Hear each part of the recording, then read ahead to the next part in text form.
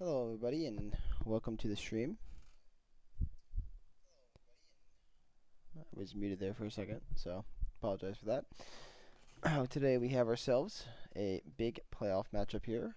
Well, I shouldn't say playoff matchup. I said playoff implications matchup. Said it the wrong way.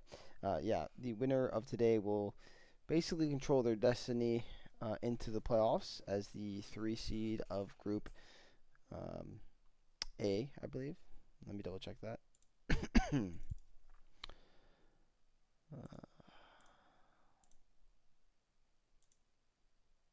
yep, Group A.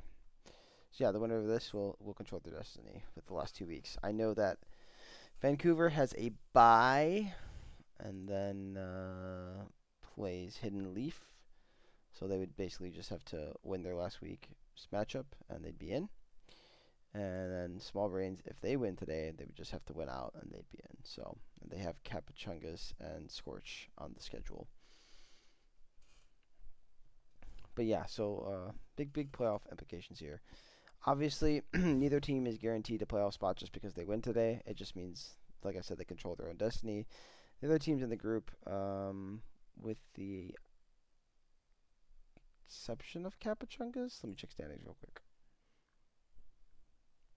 No, technically everybody has a chance still. Yeah, everybody in the group technically has a chance to get the 3rd seed. But Capuchungas, it's as pretty much as likely as it can be. As they sit at 0-3, they'd have to like win out and get a lot of help. Scorch is 1-3, so they would have to basically win out and get some help too. Same with the same Banana Posse. So, but like I said, Small Brains in Vancouver, they would control their destiny if they win today. I do hope everybody's having a nice day though. We out here, we chilling, we vibing,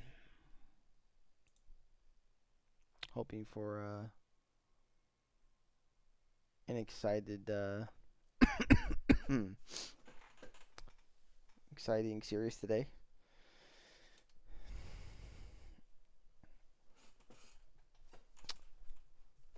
But with that being said, ad that's gonna play here in a second.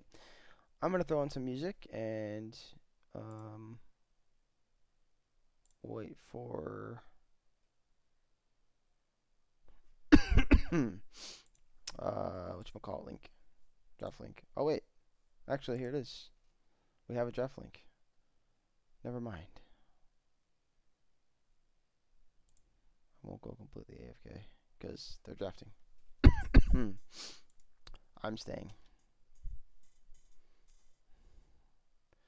Unfortunately though, we are gonna get hit with the ad. So sorry if that comes through.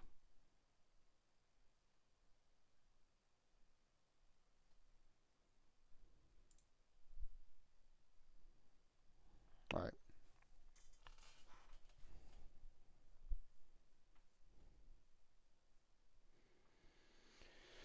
So, let's see what we got going on here. Small Brain's going to start off here with a Braum Silas ban.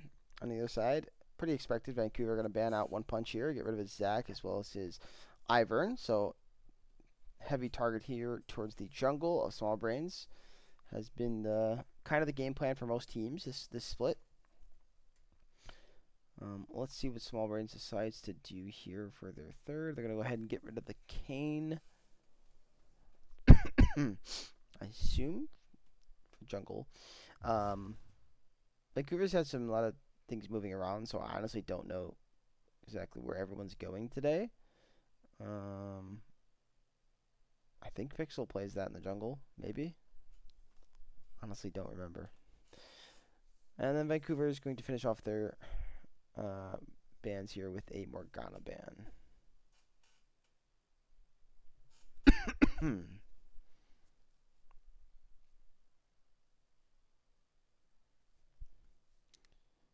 Gonna get ourselves an Ashe first pick. Pretty nice. I think Ashe is kind of rising in priority a little bit here in play, competitively at least. And Vancouver gonna take away the Mbessa. So already like a lot of disruption for the Ashe to deal with. You know, Ashe is a champion that really likes to. She wants to be able to hit, right? and if she has things in her face, can be pretty difficult to do so. What I mean by likes to hit, let me clarify. Her damage is pretty low, so it's a lot of overtime damage. Um, her DPS can go crazy, like real late game. I think like 5-6 items, but generally speaking, 2-3 items. She's not really hard spiking or anything. Mostly picked for the utility, but if you need her to carry a fight, you definitely want her to be able to hit without having to deal with a lot of disruption in the back line. The Tristana pickup here for Vancouver. I think Tristana's been a champion that's been like a bit of a hit or miss as a pick. Not been loving it too much, but nonetheless, we are going to get that picked up here. And then the Aurora as pick number 3. I'm sorry, pick number 2. I'm tweaking. Don't mind me. Amumu, though, will be the 3rd pick here. So Small Brain's going for the typical kind of pick-heavy team-fighting comp. Aurora Amumu. More than likely Amumu in the support role for Fid. Could be flexed into jungle. Aurora, more likely mid for Zema. Could also be flexed into top. We do see the Galio picked up here for Vancouver, though, on R3, which is pretty good considering you're into Amumu Aurora. You know, you're going to have a real nice disengage setup as well as some tankiness. Pretty good into the AP champs here.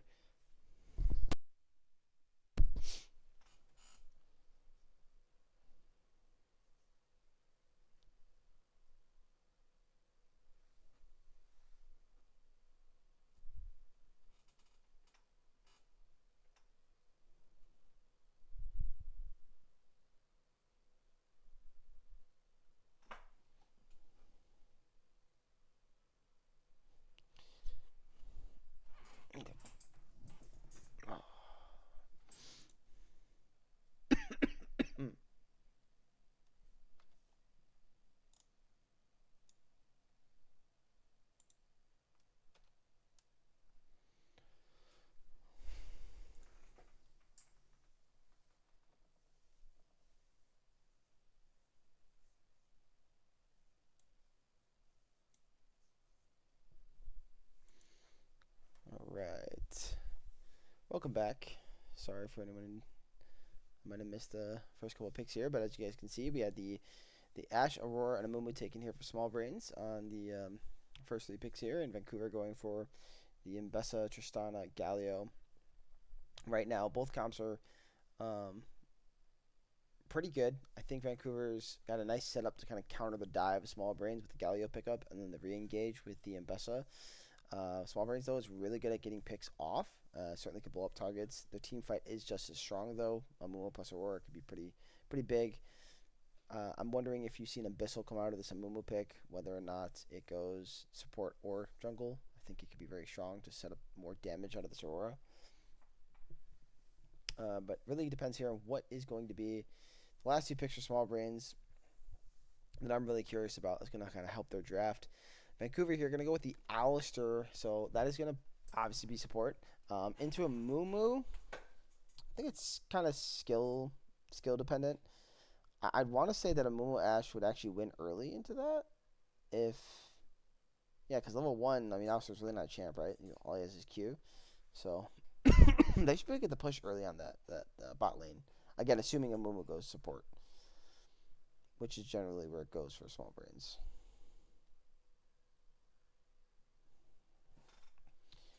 Skarner gonna come out here. So yeah, I just noticed they banned the Volibear on the R5, which is a really big ban because this pushes One Punch into the deeper part of his pool here. So Skarner's gonna come out early here in game 1.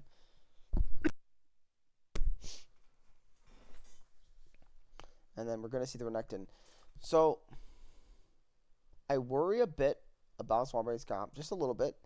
It doesn't have a lot of damage in it. Like Aurora is your, I think, highest damage on the team per minute. So that's my one concern, especially into a very heavy meatball comp. But on the flip side of that, I think I worry about Vancouver's comp because You just went with a meatball comp, man. Um, it's pure meatball, right? There's one reign champion that's gonna be the Tristana pick. If Tristana can you know, get a couple kills early in the fight, like it's over. Vancouver will win these fights by all means. But if Tristana gets picked off, which she certainly can with all the CC and dive that they have, Vancouver could have a hard time in this draft. I do like the Mordekaiser though. The Mordekaiser R5 sets up a really interesting situation that can allow, um, you know, as I say that, you know what I just noticed, guys? My sound is really, really low on League. It's bothering me. But anyways, it's fine. Um, but yeah, the Mordekaiser, being able to take the Mumu out of the fights, being able to take the Aurora out of fights, um, even the Skarner could be big. And then from there, I think Vancouver has the better 4v4, if you ask me. So I do love the Mordekaiser as an R5 here. It's gonna be very interesting though how this early game pans out. I think Small Brigade's early game has been some of the strongest in the league. Vancouver kind of hit or miss. They're kind of funny enough, kind of like a coin flip. If there's any coin flippers in the chat. So, but I think Vancouver's got a really, really good team. They play around each other pretty well. So it's definitely going to be a very interesting series and certainly an interesting game one here.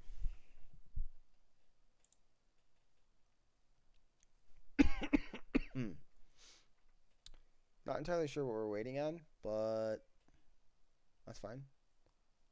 I'm going to throw on some music and chill out until we get into the game from this here on out. So I will turn this on.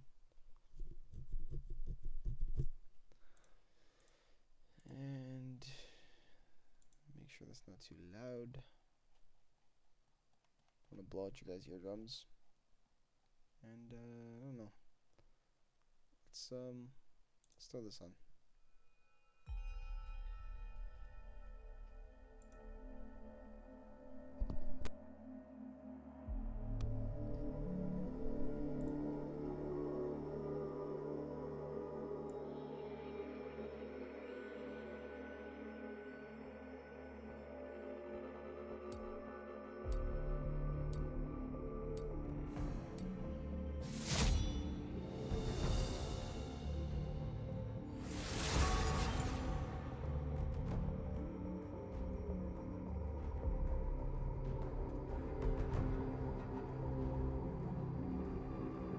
Think carefully, my friend. You have the heart of a weakling.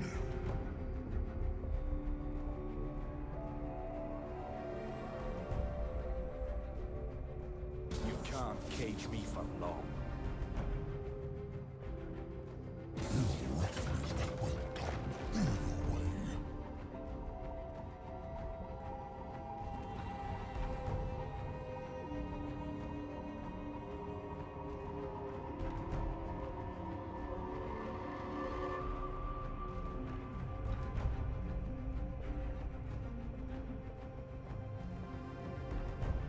The weak fear the shadows. Fear controls them.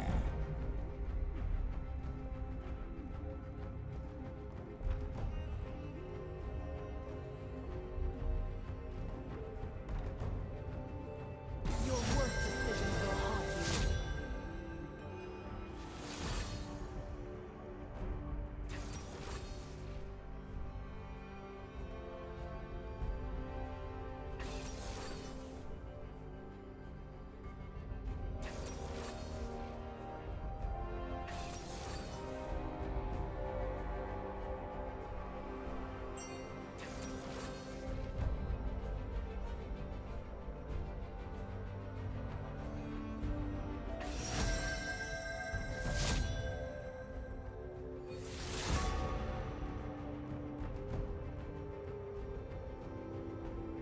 Well, now I'm just mad.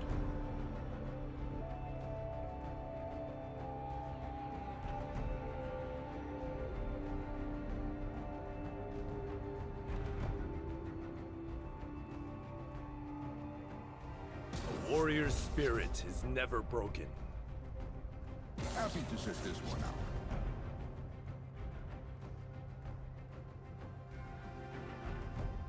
Inevitably.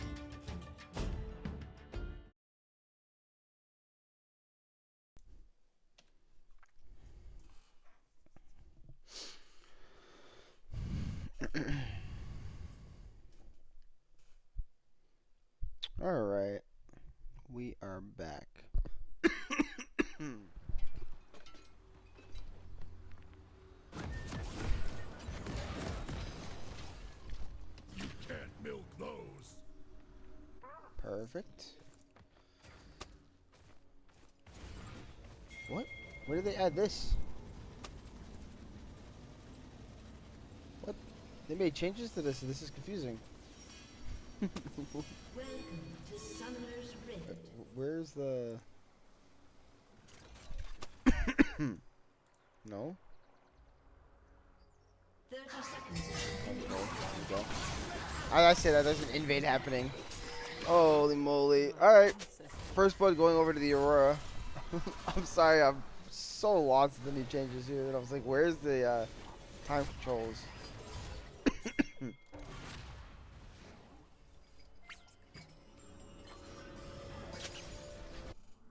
There we go. Zoomed out.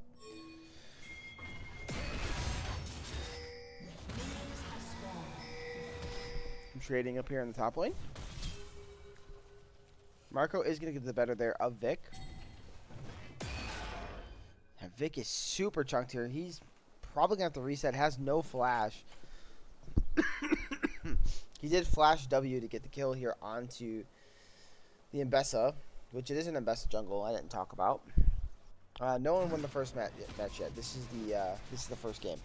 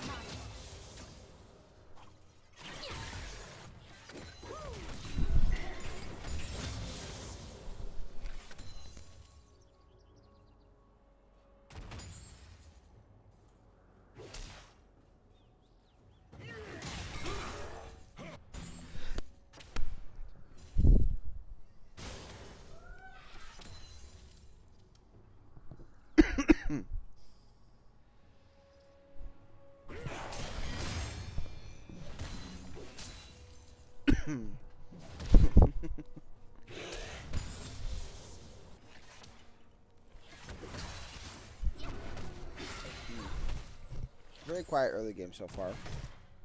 Since the first blood. 3 minutes in and nothing else has happened.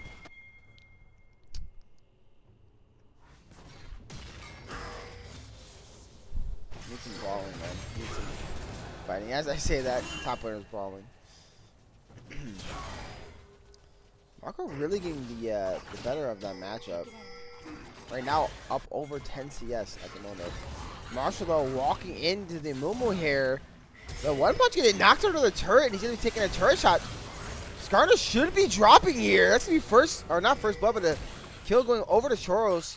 Who now they're going to turn here on the Fid. Zema's trying to come down, but a flash in here from the Tristana will guarantee that kill. That's a double kill now. They're going to turn here onto Zema. Zema seems to be a pretty bad spot. You have to flash, but he's not going to do so. He does so late, and the bomb should get the kill. Q does the land. The Wings of War is enough to finish him off and give Tristana 3 kills and a massive lead here for Choros.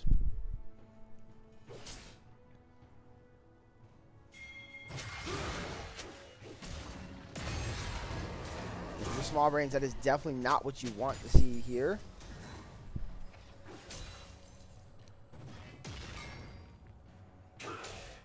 And that was with the Skarner skipping a camp, by the way. So that's going to be huge, huge for Stunner in the jungle here. He's going to have himself a pretty big lead after all things are said and done. Zema trying to harass him on the scuttle, but he's really not that bothered. Ooh, Vic just gets the level up there.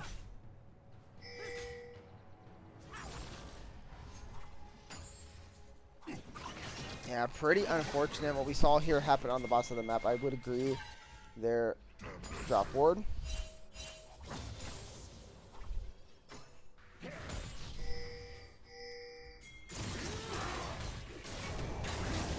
Oh, a nice shield break there coming out of Vic. But Marco does have his flash, but it looks like he should have died. Nice flash away, getting around the Q. He's not going to be able to do so. Really, really well played there by Marco to secure his life. going to reset. And he's got a hefty CS lead, about 15 CS up. And a TP back in. Let's see if maybe they can punish on this timer off the TP and no flash. Or if Skarner continues to path towards the bot side of the map.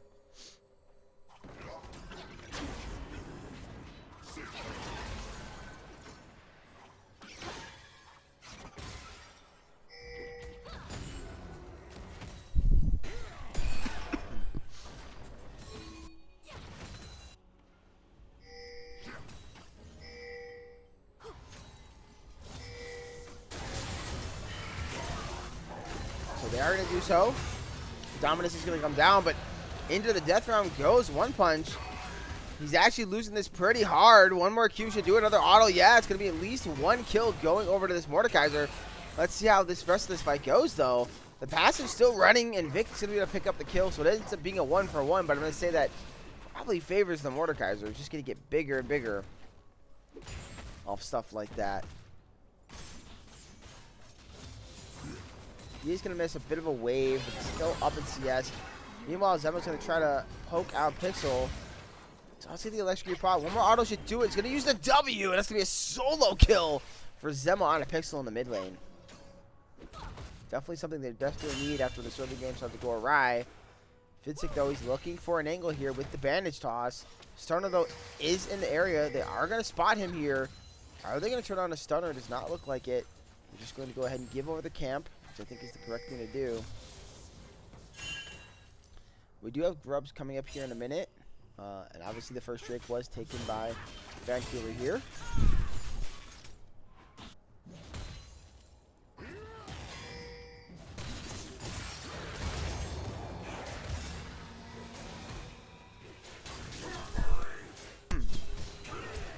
Really nice trades here by Vic and Marco, kind of just going at it, but Marco wins those extended trades. He's going to die to the passive. Oh, it's so unfortunate. Oh, that is a way to die. Mordekaiser passive just chipping you away. Slowly but surely. Oh, man.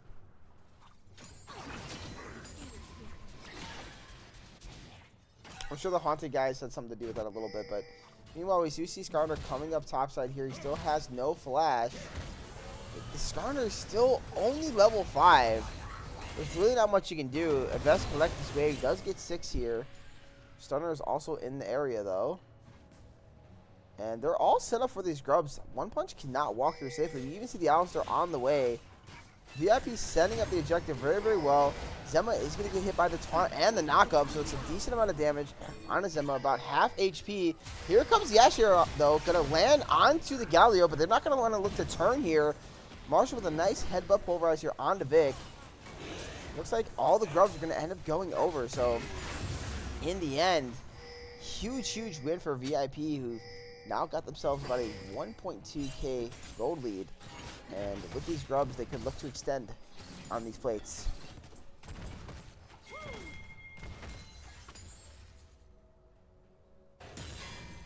Yeah, I guess so. I guess Haunting Guys is just broken.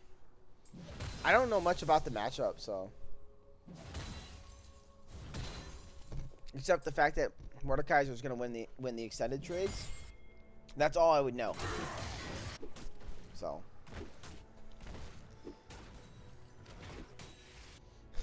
You know it'd be so cheesy, guys, Renekton with Phase Rush and Mordekaiser. Just don't get grabbed and you always be fine. As I talked about the plates, there's one plate going over. You do see Fidzik positioning, but they do have the ward here. He's going to miss the bandage toss. One Punch is going in. Should just get headbutted here. No headbutt. Nice use of the ult here. Churros is going to get locked up, but they're going to have to back out of the fight. We have double TP coming in. Who is that going to be? I wasn't fully paying attention to the TP timers, but that's going to be Galio. But let's Demon. It's going to be all out brawl in the bot lane. People are getting chunked down, but so far it's just been the Skarner that's dropped. They're going to try to fight. Miss ult there by the jungler Stunner there.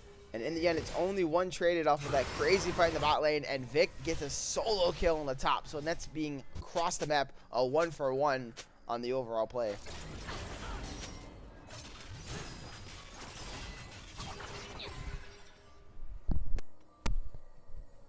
Somebody getting chunked there on the way back to lane. Pretty unfortunate for him. And this Churros already got himself the arrows here. He's just absolutely massive right now in this Tristana pick.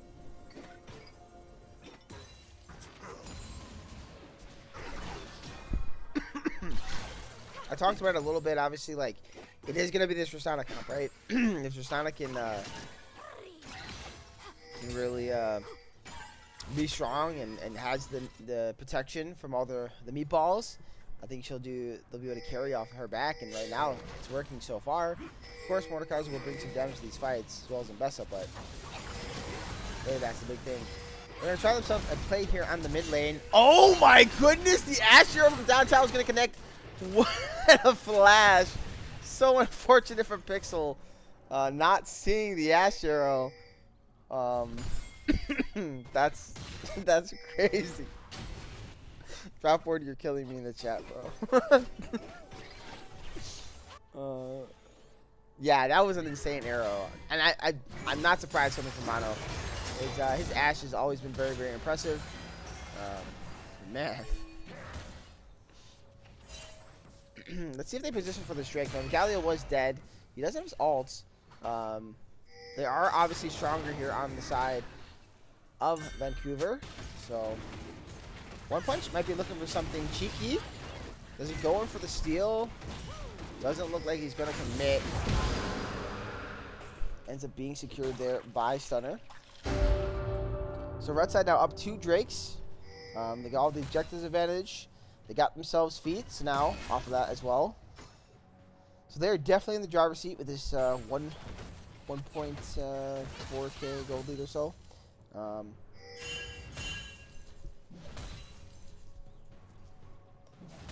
let's see what Small Berries can do as we get closer to the end of lane phase and kind of creep into this mid game.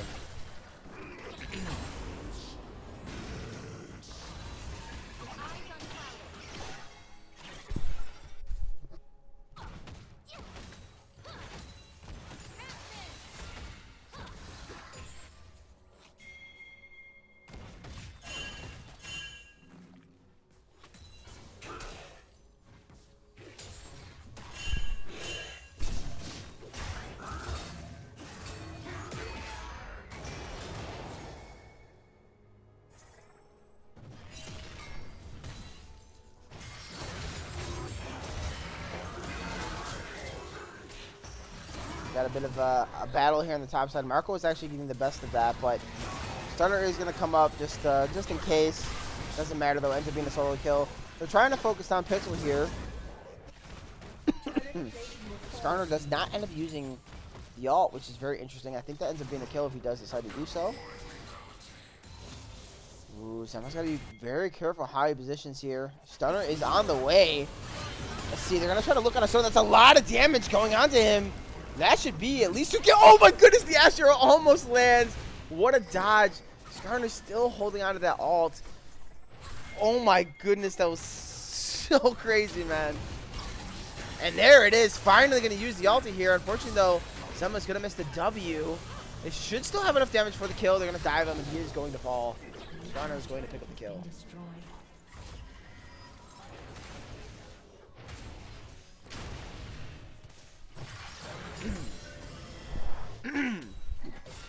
Meanwhile, though, bot lane did end up falling.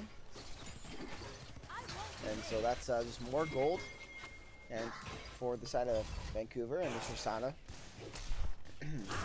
Let me take a peek at the gold here. Yeah, she's at 6,500. I mean, she's well above everybody on her team and the enemy team.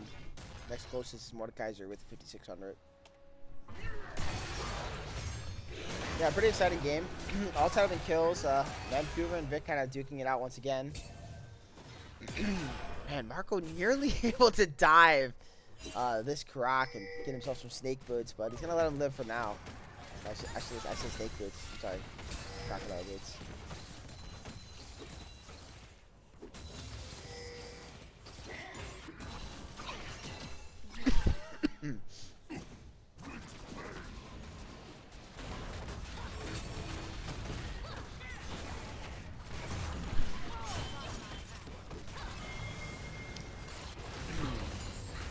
One punch is gonna defend the turret, but I mean, it should still fall, right? Yeah, I mean, it's gonna be the turret, and they're able to get the Herald. So next up here, we do have the Otacon here at about 4.5 minutes or so.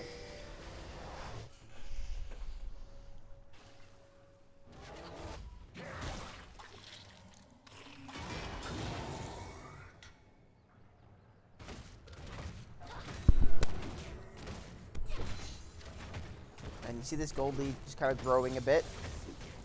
Roughly about 3K right now for the side of Vancouver.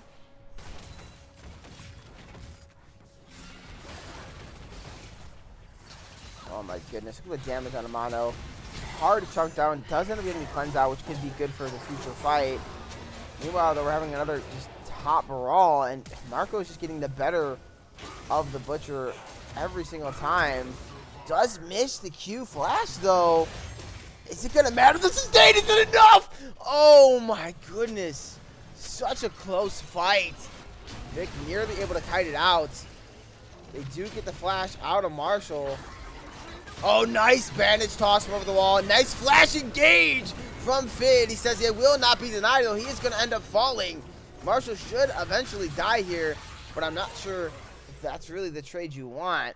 It ends up being support for support, but it's just more gold in this Tristana's pocket. But as I say that, more gold in this Aurora's pocket.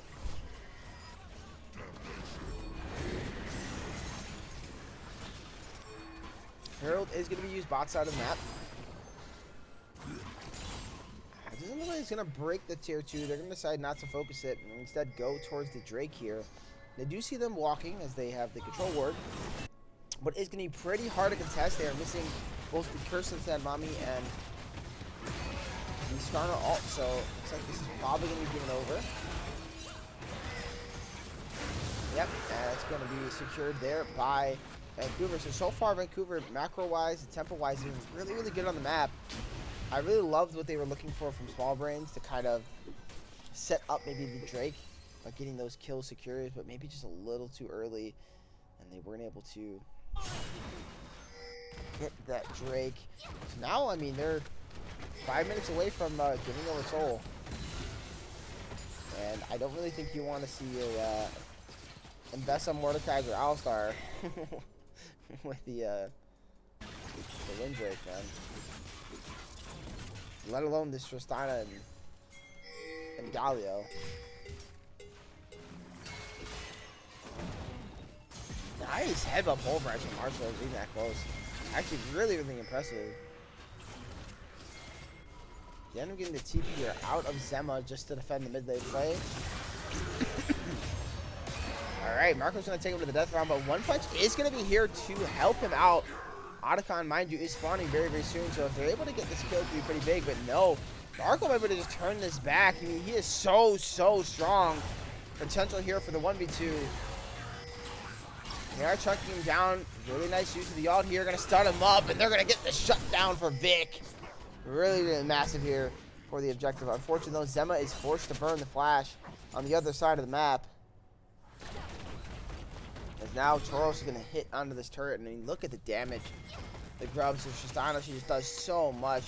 And Fid's got to be really careful. He's actually going to get hit by the ulti really well played. Astro is going to land, but I don't think it's going to matter. Fid is going to fall. Zema does drop a decent between two worlds, but I don't think that's even going to matter. He just doesn't have the damage. Nice flash out of Choros.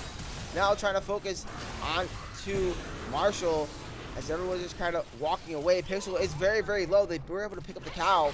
Zema should be able to get the kill onto the Galio. Choros is running for his life. He does have a nice 550 gold shutdown. Who are they going to give it over to? It looks like they're going to give it to the Ash. Put some gold into mono. And what a big fight there for Small Brains.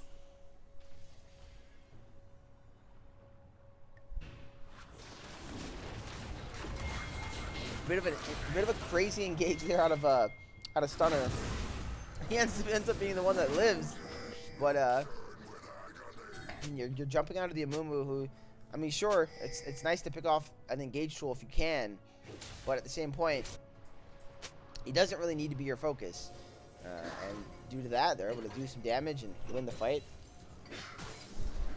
And now we've got ourselves a game that's kind of tightened up a little bit. It's less than 1,000 gold lead here for Vancouver, but Vic has still been on the map. I don't think he's reset quite yet, and they are aware of that, so they're going to try to punish his tempo here. Nice ward here. Marshall's going to jump onto him. That doesn't look like team can get there in time. The Dominus, though, is back up, and that's most importantly here. He's going to get a lot of healing here. Team has arrived, but once they do, it just doesn't matter because this Tristana's too big, and they're going to pick him off. And now the Otacon is going to be the threat. With no TP from Zema. It's a really, really hard steal attempt. Coming here for Zach. Try to play through the top lane, but of course, it's not going to be easy. Marshall is getting poked down. The Otacon is under 5k. W isn't going to land. Is One Punch going to attempt? He is not. He's just going to give it over. Didn't seem like he had the angle. Marshall was ready with the headbutt. That's Otacon secured. What can I check on the bloody pedals I got? Just click on the... So they've got 31 to 15. I mean, that's big.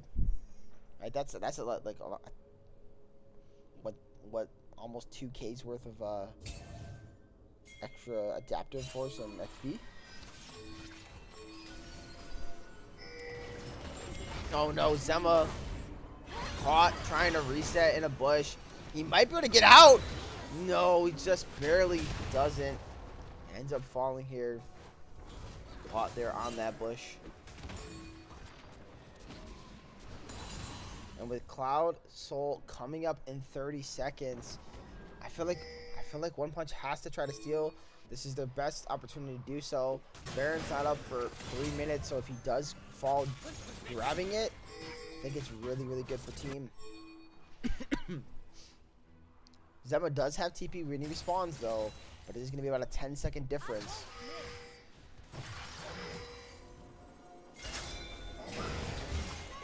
Nice headbutt pulverize from Vic. They're going to try to flash it on Troros. They do lock him down. Do they have enough damage? Doesn't look like he gets the reset. One Punch so flashes in. He's trying to set it up for the team. He still does have the ability. It's huge with a 2-man on the multiple members. Marshall is going to fall. Everybody is dropping on VIP. Their only VIP they have is the gray screen because all of them are just dying. Pixel trying to run, but he's only going to find the death, and that's going to be a 4-for-0. Huge play coming out of the Crocodile and this Skarner to really get into the back line and kill this Tristana.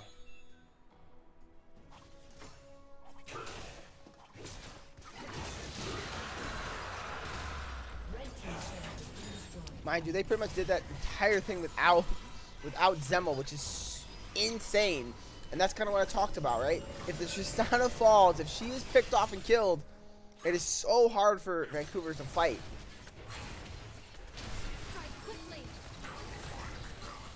And that was through cleanse. The CC landing was beautiful.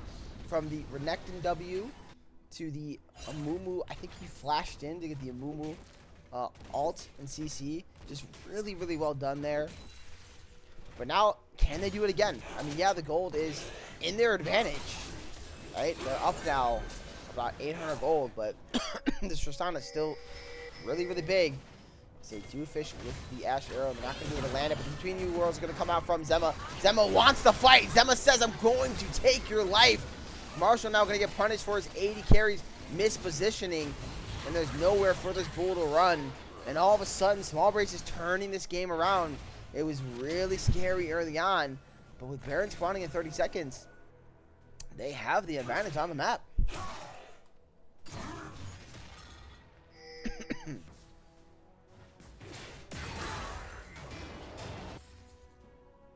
Ooh, Zema though, he's gonna get caught out here.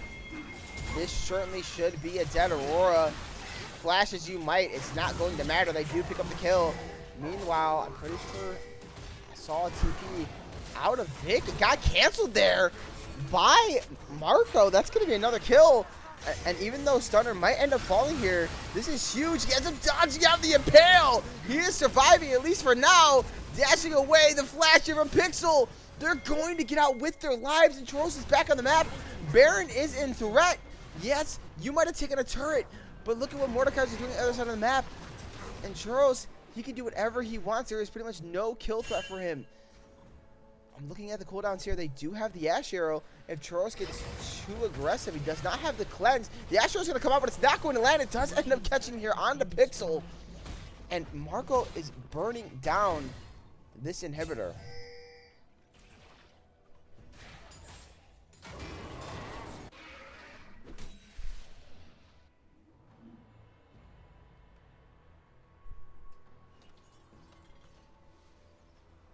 Hold on one second, guys.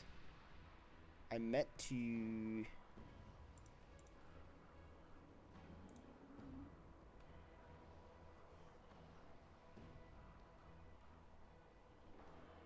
Hi, guys.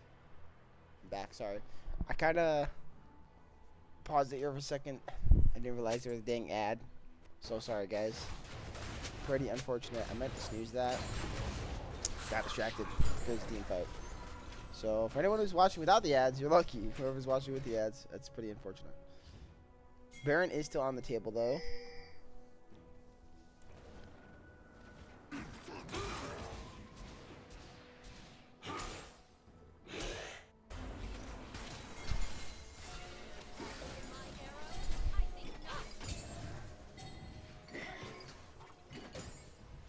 Yeah, Brandino, you're a smart man.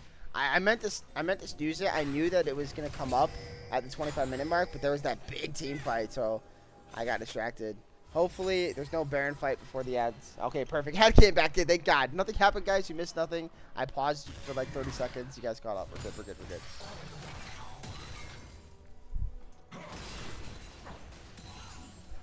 Ads are tricky, man. I need to get myself a second monitor for this stuff, so I can have everything open and be able to do this stuff a little better for you guys in the future. But anyways, let's get back into the game. Choros and the boys are turning here onto the Baron. They do have information that they're hitting. The Ash Arrow's going to come in, but it's not going to land onto anybody. I think we're going to respond to the Baron in time. Baron is down to about AK. And Choros with a nice buster shot. He gets chunked extremely low. The Galio, though, going to come in for the save. Now they're going to chase down the Galio. I mean, this Ash damage is there. Pixel should eventually drop.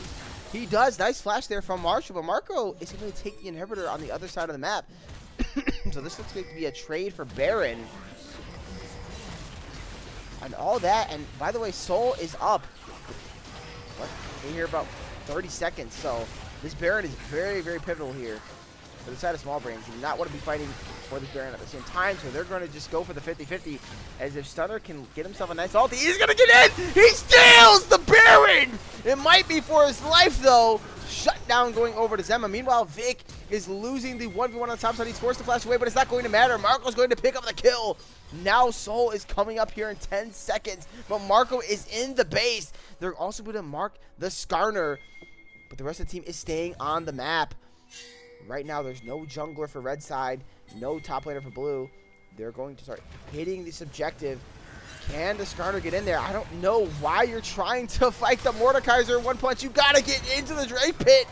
What's going to happen over this Drake? It's a all-out brawl. Who's going to secure it? It will be secured by the Wings of War. Huge play coming out of Pixel. Unfortunately, Shusana did fall. Nice pulverize. Big Ash Arrow, though. Everybody is dying on VIP once again.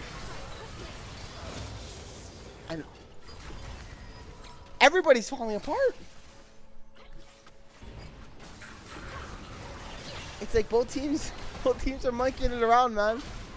But Soul was secured, and that's the most important thing. So even though they have the Baron buff on the side of Small Brains, the big thing here is they do not have the Soul. VIP has that, and that lasts forever. Baron only lasts for a couple more minutes.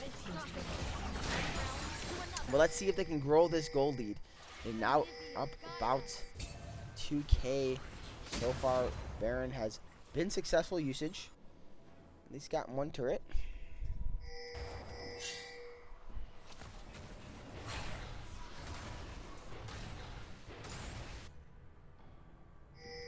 I understand why Small Brains wanted to start up the Baron.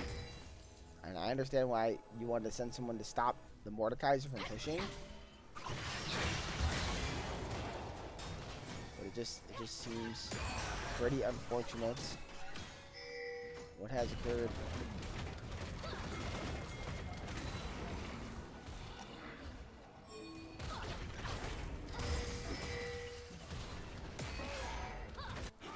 So now we're at east end of the map. Baron's gone. We have next Baron here in about 3.5 minutes, and then Elder in about 4.5. So there is about a minute difference between the two objectives. Maybe like 45 seconds. That can be pretty big. So no trading can happen at least.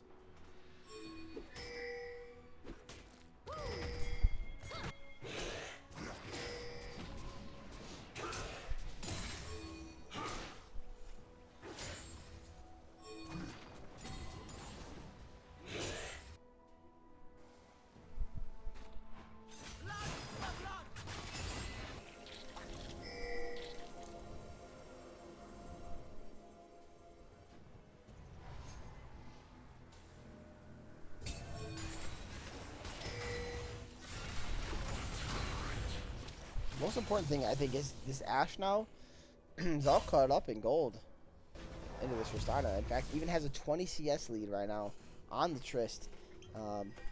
It's 3.5 items to 3 items. Or actually, it's 3.5 to 3.5. They're pretty much just straight up even. Even if you look at the gold graph, in fact, yeah, the Ashe, the 200 gold lead is probably just from the minions here. So it's a pretty impressive game for Mono to get back in. Been very effective.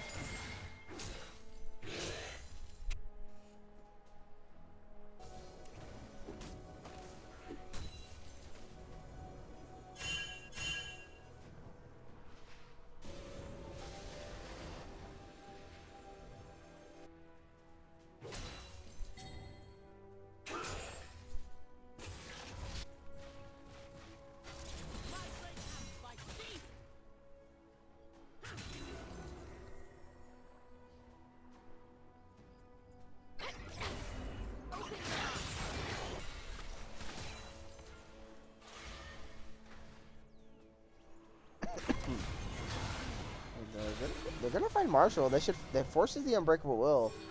Pretty big objective, and they actually missed the ulti there. Unfortunately, so from Stunner. So 2 big cooldowns before this Baron. Fixit kind of searching. Did I miss that bandage toss? Might have been for the best. You look at bot lane, you see pings there, as there are still some super minions rolling in, even though the inhibitor has respawned.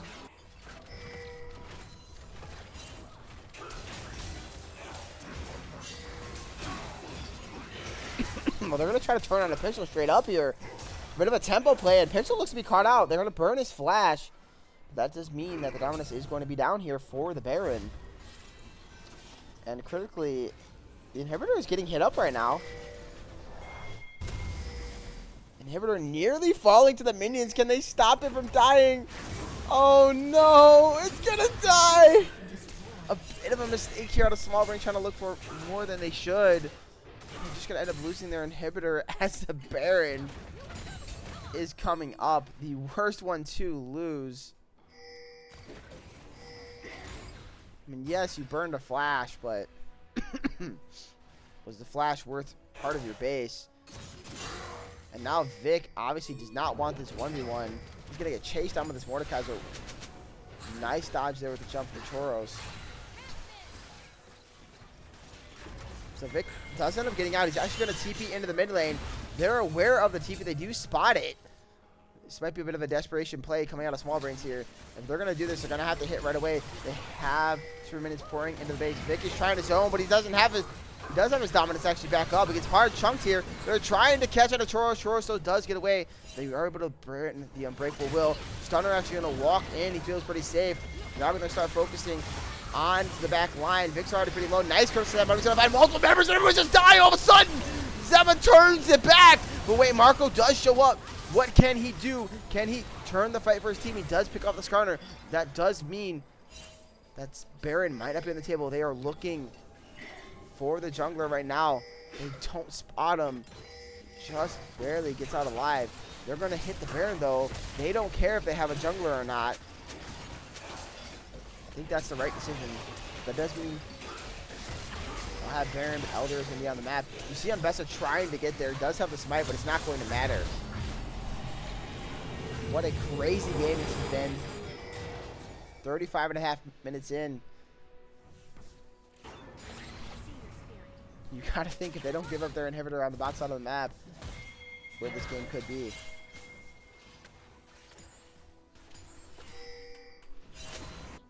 And they're TPing and they want to fight over this objective. I certainly do think that's the right decision. TP in from Galio. Still waiting on a Momo ult here. About 15 seconds left on that. We do see the pings coming out on the blue side. Mordekaiser does have the death round back up. Let's see how they decide to play it. They're just fully sending it. One punch does not look to be in a position. It's down to 2K. They're just going to get it. One punch to get it in their time. Continue with the fight through the Elder Drake. It was a nice curse on the Sadmami, but if Rosanna gets the free hit, this could be big. Fidstick is very, very low. He's going to fall. Mono is trying to do his best to kite out, but everybody's just dying on blue side. Mono, one tick away. The burn is going to be enough. It will. And that's going to be an ace and a triple kill for the Mordekaiser. Where was one punch? And the game is over just like that.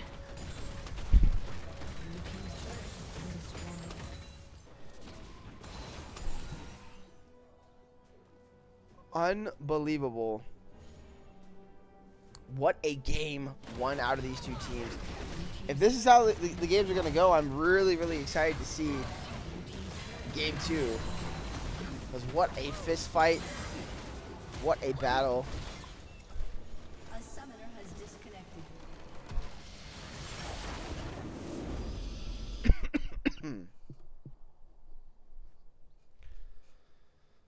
Oh, crazy. Absolutely crazy.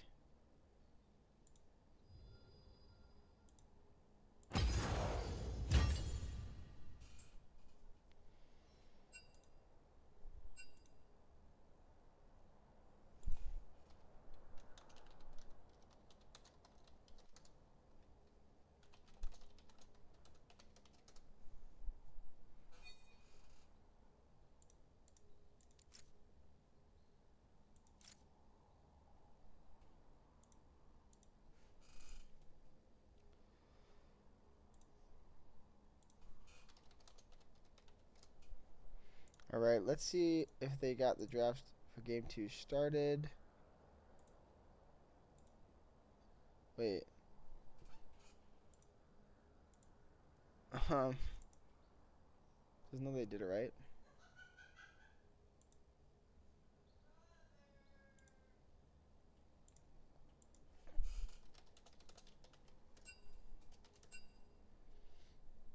I got to ask for link.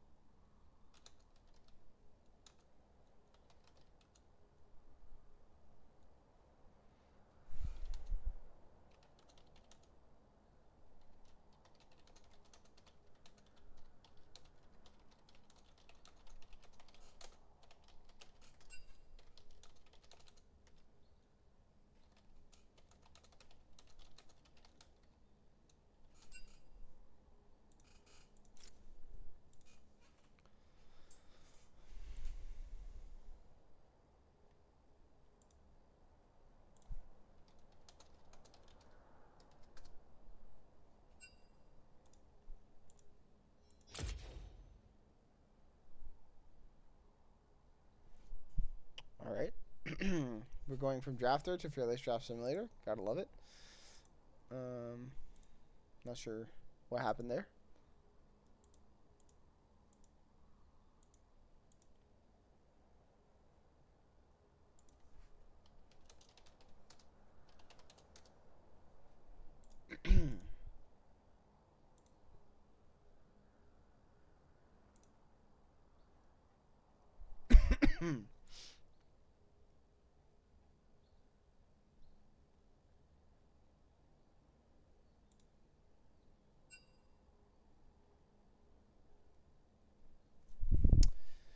All right, you guys are gonna have to give me just a second.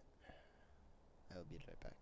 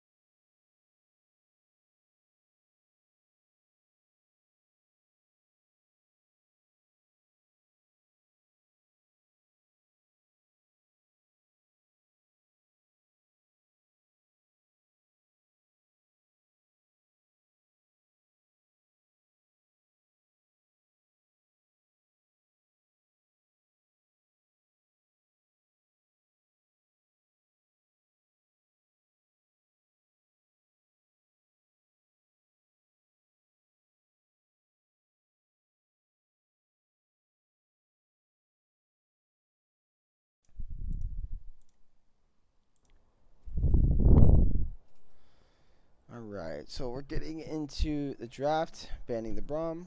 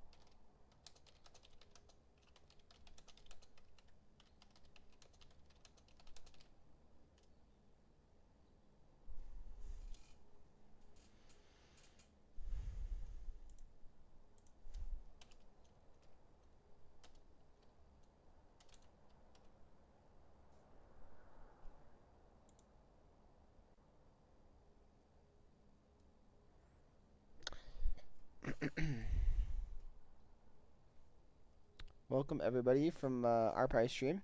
Sorry, I'm not really talking too much during this draft. I'm trying to deal with some mod stuff at the moment. But yeah, looking, can take a peek at the draft a little bit so far, and as you can see, we have Small Brains going with the Sivir, Volibear, Azir here on the first 3 picks for them on blue side. Pretty much a stable pick for all 3 of the players here. Getting One Punch jungler he's very comfortable on earlier in the draft. And then VIP are going to be going with the Unara, Vi, Orianna. So they have a very nice pick engage type setup here with the Vi Ori comp. Unara obviously still a pretty good AD carry. I think she's fallen off a bit, but her late game is still very tremendous. Let's see what they kind of continue to round out with.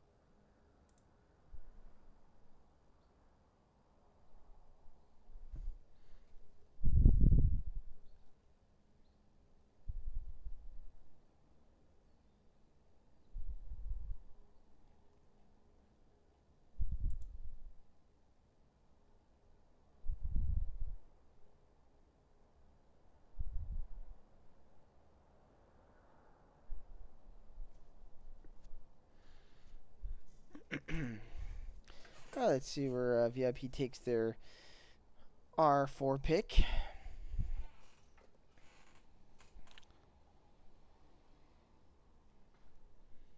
Gonna go with the Urel on support. Okay.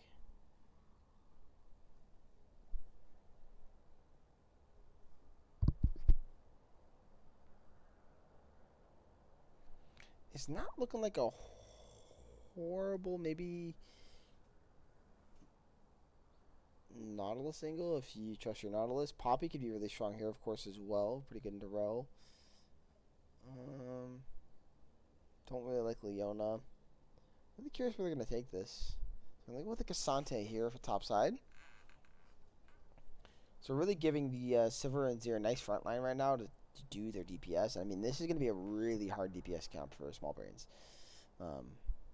As long as one of those champions is up in the mid late game, they will win a lot of team fights.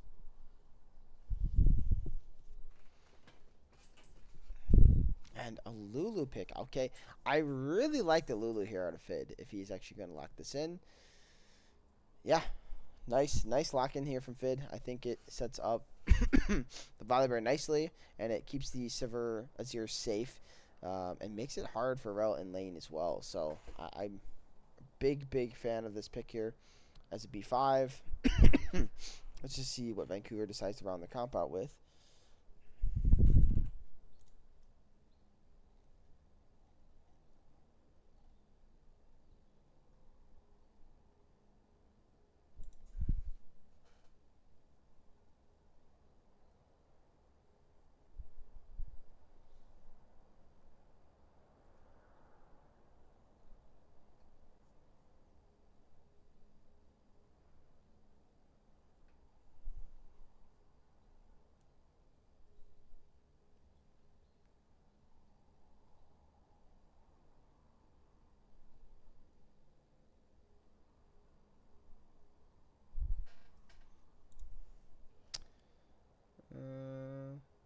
Okay, it should be a Furora.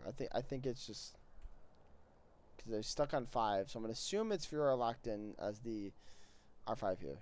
That's really strange how that works. What is this draft tool, man?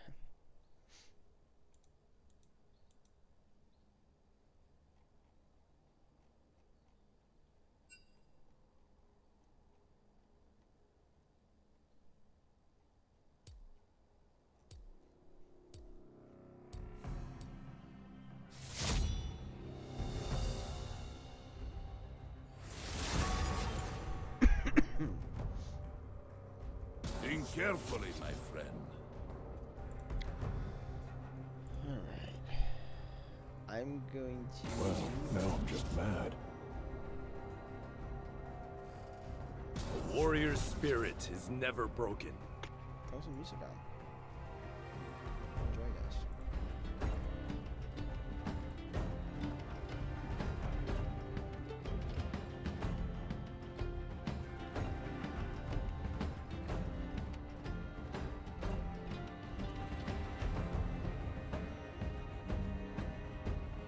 Happy to sit this one out.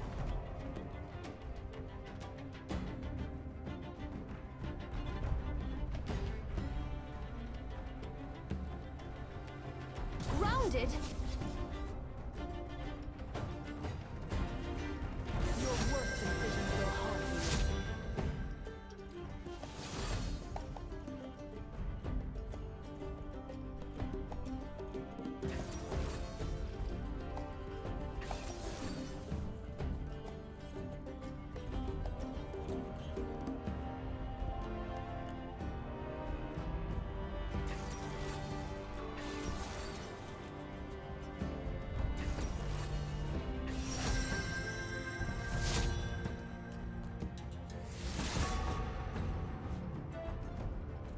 Yeah.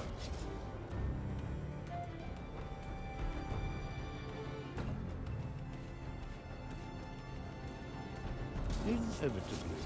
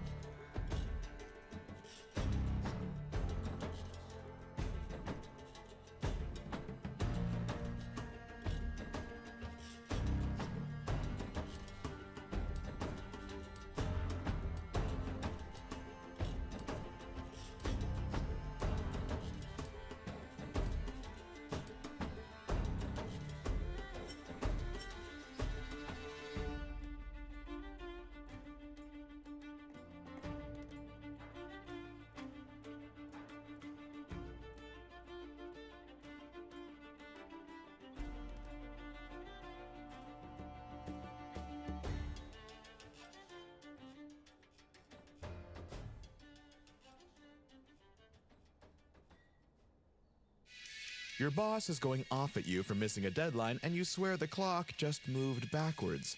Suddenly, you remember the pack of Tic Tacs on your desk. Now you're riding horseback on the beach, the smell of citrus in the air. And what's this? Your boss is sitting behind you.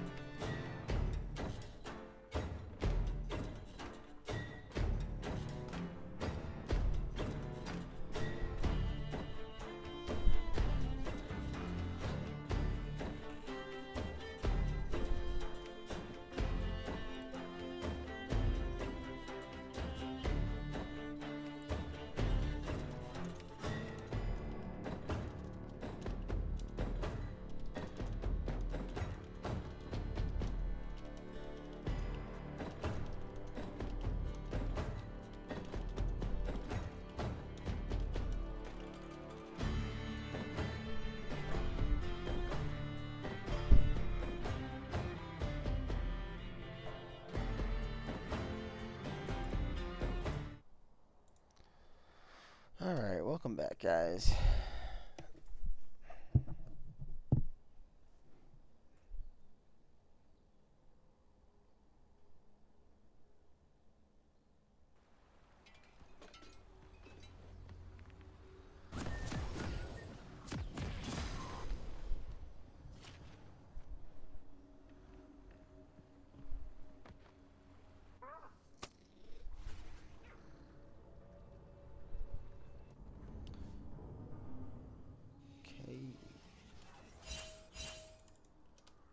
There we go. Let's zoom on out. Hopefully we don't have no crazy level 1 shenanigans again. Doesn't look like we are going to have any crazy level 1 shenanigans. We're just getting into game. Alright. Very good, very good.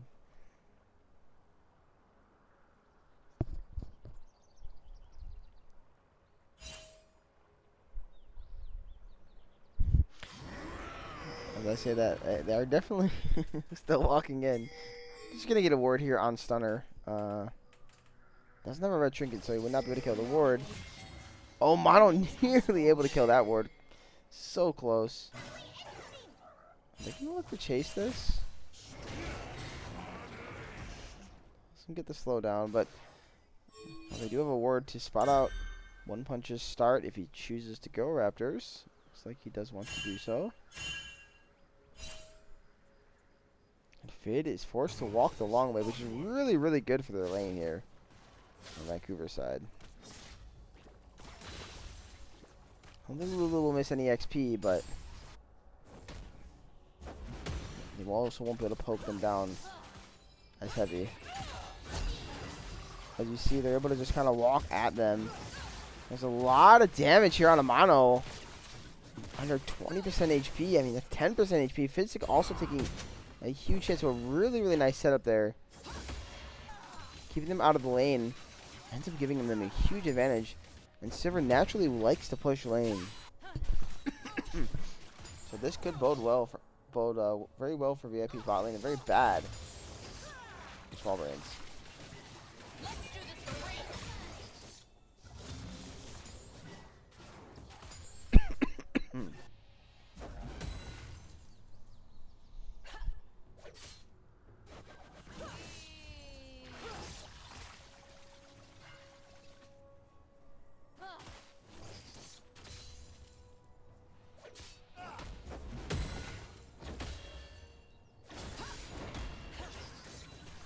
Both junglers doing a mirror start, starting on the bot side of the map. Should meet up for an interesting topside fight. Meanwhile, Choros is going really, really low. Fidzik nearly dying. Does survive there with the flash.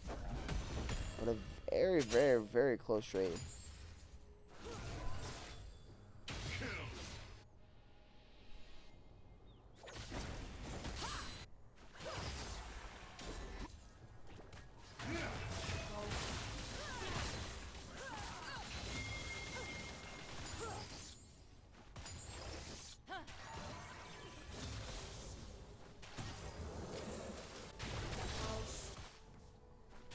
Starter coming down. They want to try to force a dive here. Mono's going to try to play, though. He's going to end up dying. Luckily, it ends up being a 1-for-1, but he is going to miss a massive wave. You see the second wave coming in. He's already down 10 CS as well, so a big advantage for VIP's bot lane here early on in the game.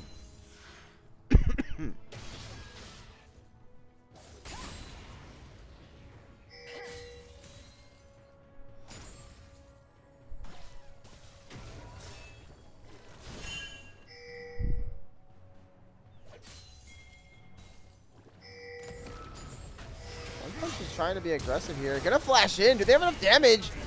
Oh, the auto doesn't get it off. And so close. Really, really nice shield there by Pixel, just keeping him alive. So 3 flashes burned, no kill in the mid lane. Fidzik though, taking a lot of damage.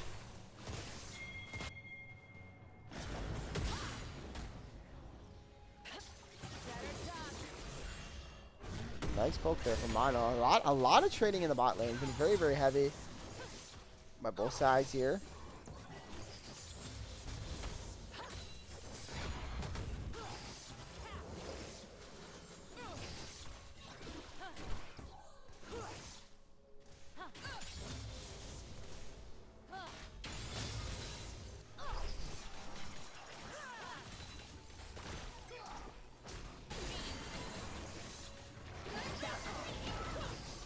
Really nice polymorph.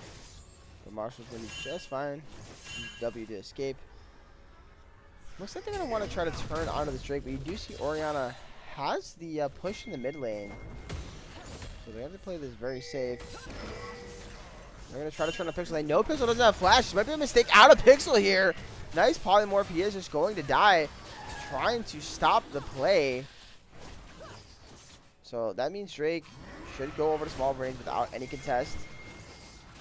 Let's see how Levi decides to play this though. She could go into the topside jungle here and play with some camps. Looks like that's exactly what she's going to do.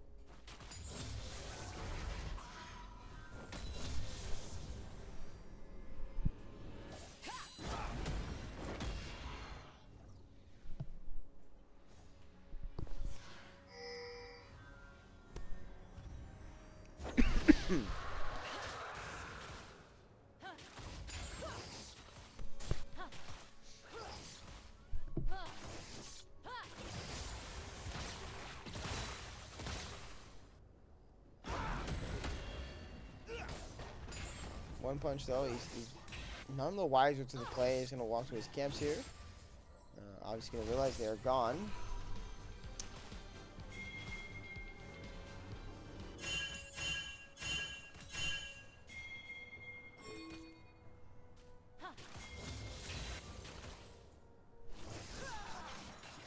So he's actually just going to walk straight top. Try to set up a play. Meanwhile, bot lane, big fight there. Nice polymorph. The stun is going to go off onto Marco, but I don't think they have the damage. They do get the ulti out here from the Fiora, though. So should just keep the Cassante really, really safe now. But Stunner is walking up, and this Volibear does not have 6. Vic has to be kind of careful here. They're going to try to look onto him.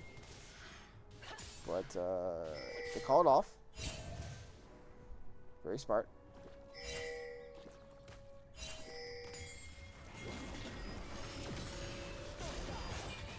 Ooh, Finn's going to get stunned up there. The heal's going to come out, but the Ignite is going to be there.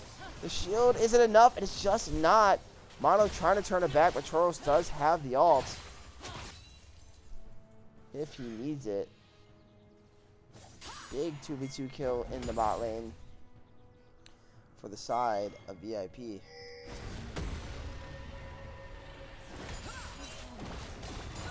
Oh, really well set up here onto Zema, but he does have the ability to dash away. That means there's no shockwave, there's no assault and battery. The grubs are up, and Lulu is here. It looks like One Punch was already on them. He wants to take this fight. He does have his 6. Stunner needs to try to get away, but he's not going to be able to do so. That means feats of warfare are going to be claimed. He still has the Emperor's Divide, and there it is. Zema just shuffling him back to the team, and that's going to be a kill for this Azir.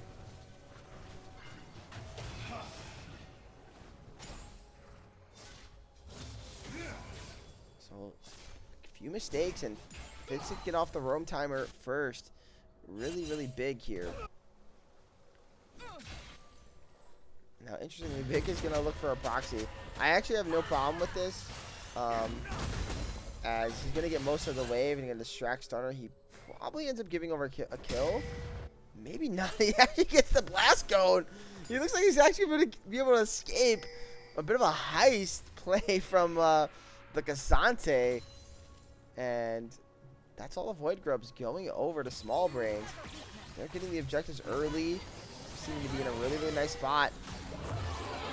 So they're going to turn on to Mono. Mono forced to flash away. Does get the Wild Growth to keep him safe. Choros also trading his ulti. So that's no big ults in the bot side of the map here. As all 4 bot laners did use them.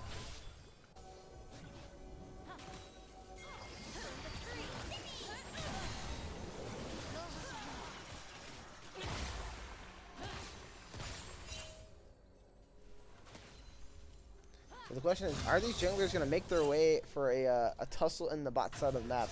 Aware of all these abilities being down, including some flashes. Specifically, only no flash on the Sivir.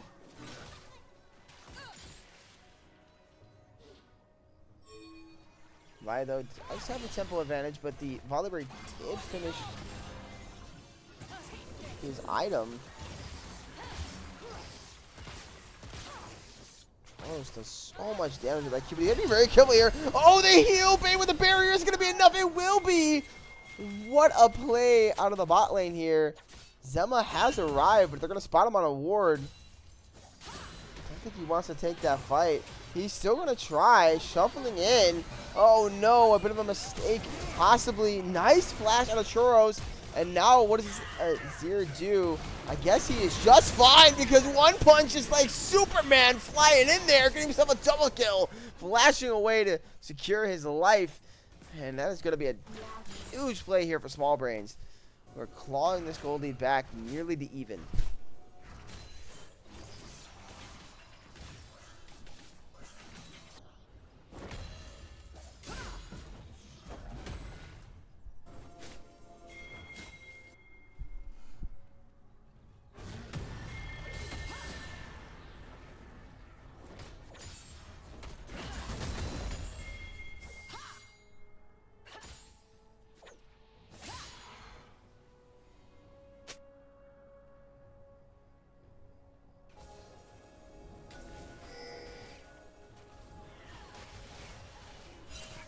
They are going to start with the Drake here. Nice tempo here. This is going to stall out the feats for the game.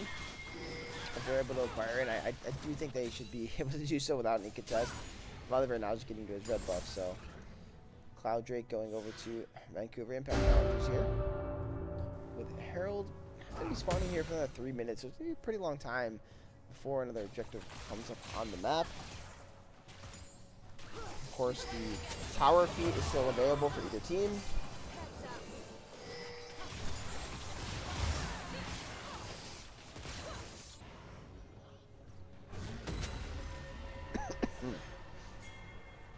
Ooh, they spot the Volibear here. They're not going to try nothing crazy, right? I've seen the pings. I don't think you want to try to fight this 4-0 Volibear right now.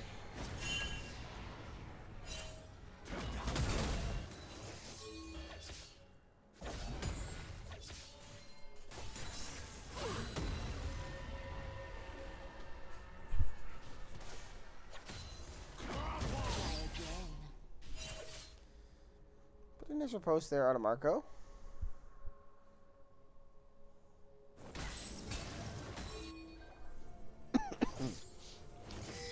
Give it a use that plant, gonna spot out the Vi, so you should keep yourself pretty safe.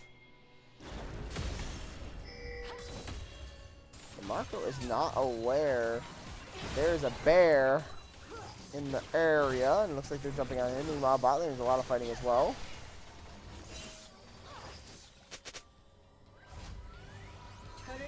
Looks like they just burn the Grand Challenge, and that'll be all on the top side of the map once again. Just kind of relieving some pressure for Vic.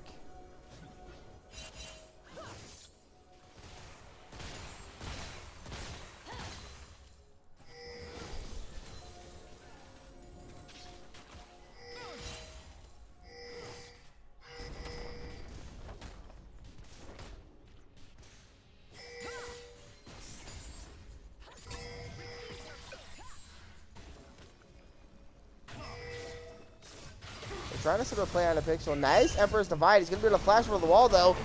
Nice shockwave in the counter, but it's not going to matter. They pick up the kill onto this Orianna nonetheless. Vi also was there to maybe kind of turn the tussle, but unfortunately, I don't think you win that 2v2.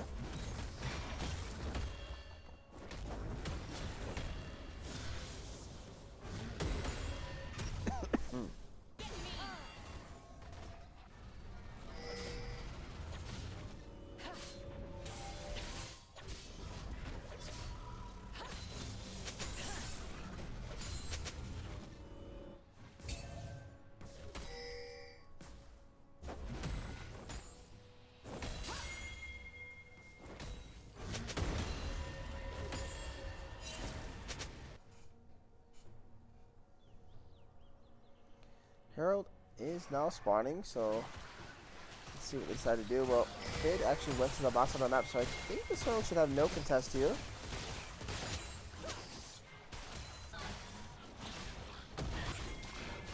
It isn't dropping that fast, but I do think Small Brains are going to end up giving this over. They want to take any unnecessary play.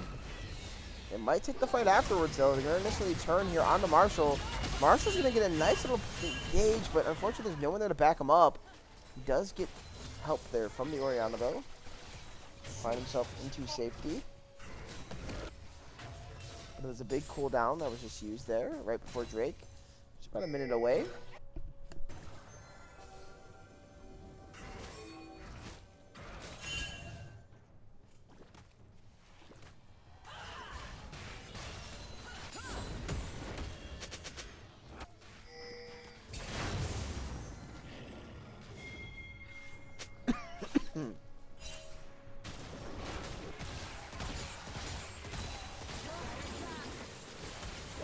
Oh, they're turning on a mono. They want this turret.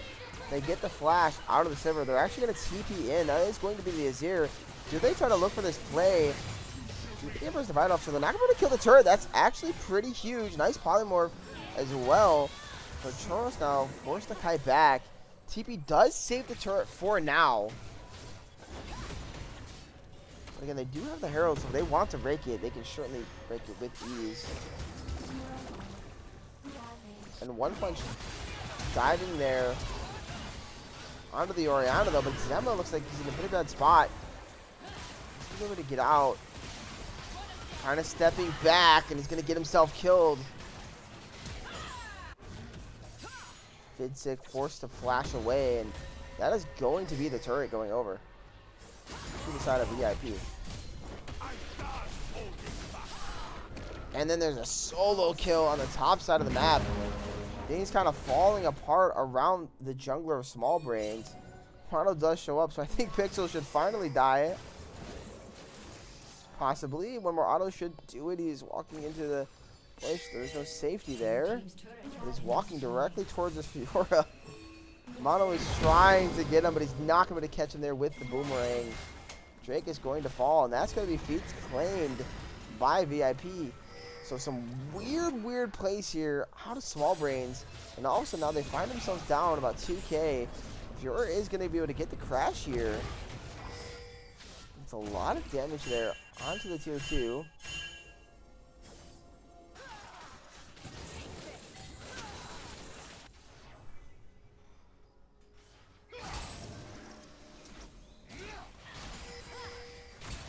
Most importantly, through all that, besides getting feats, they got the first Chemtech Drake of the game, and they're up 2 Drakes to 1.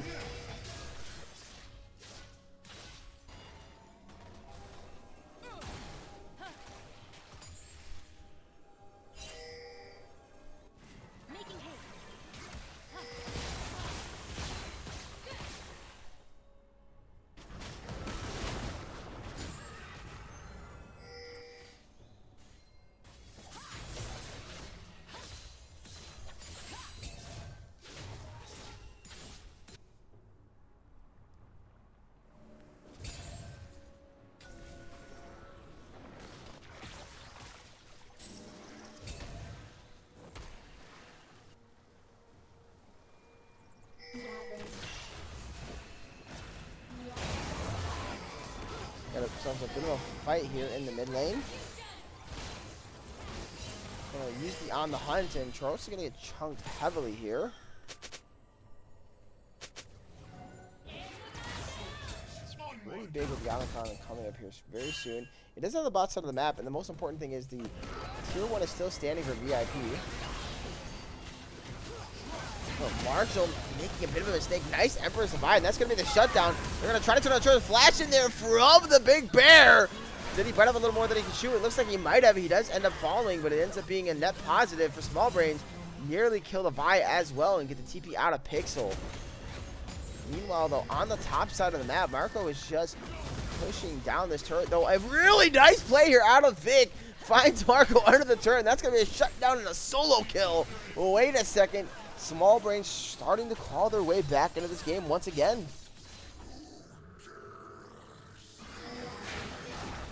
I want to break this turret. Nice use of the spell shield here.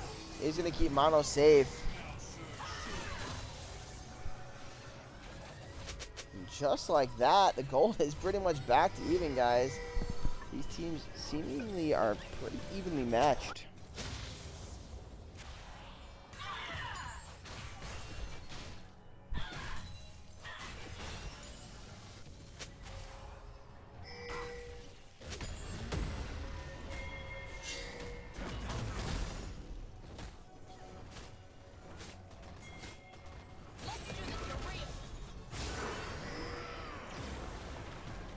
Oh, they're ghosting.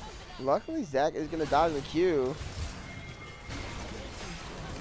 Oh, but one punch out. He tries to turn back. He's a little tankier than he might be, but he is surviving for now.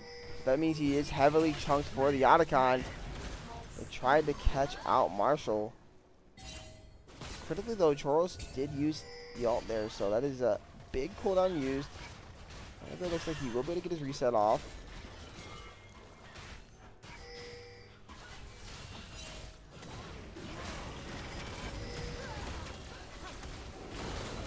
Actually, just can understand the map. Looks like you end up healing off some camps here.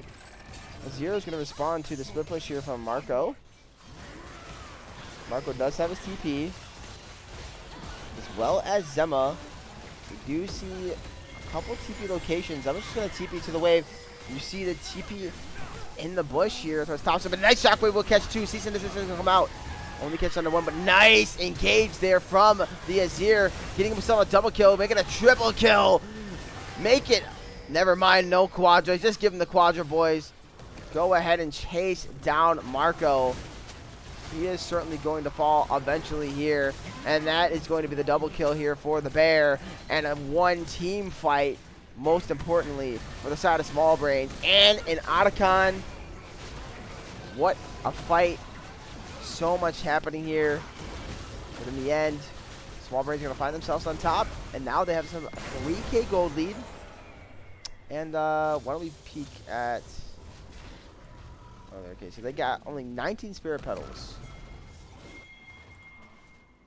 And they've got 21. So they actually got more petals, but obviously they can continue to collect petals off of each kill. That's pretty big. And as well as the Drake pickup here. So we're all even in Drakes. We have a 3K gold lead for Small Brains. This game is pretty exciting. Vic unfortunately forced the flash. Marshall's like, I think you're still in here. The intuition was correct.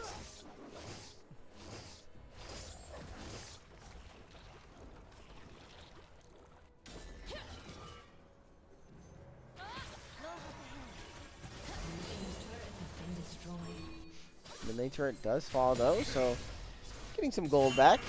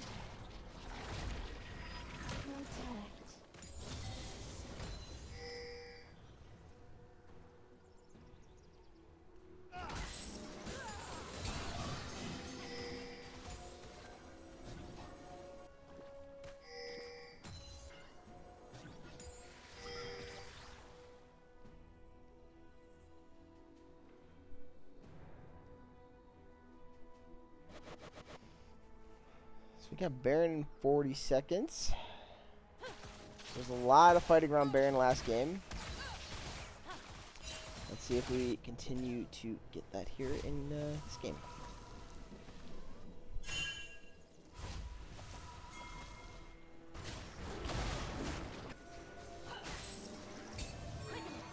Well, they are going to spot Azir resetting. I'm just not really sure where everybody else is at. They're going to see him now on this reward.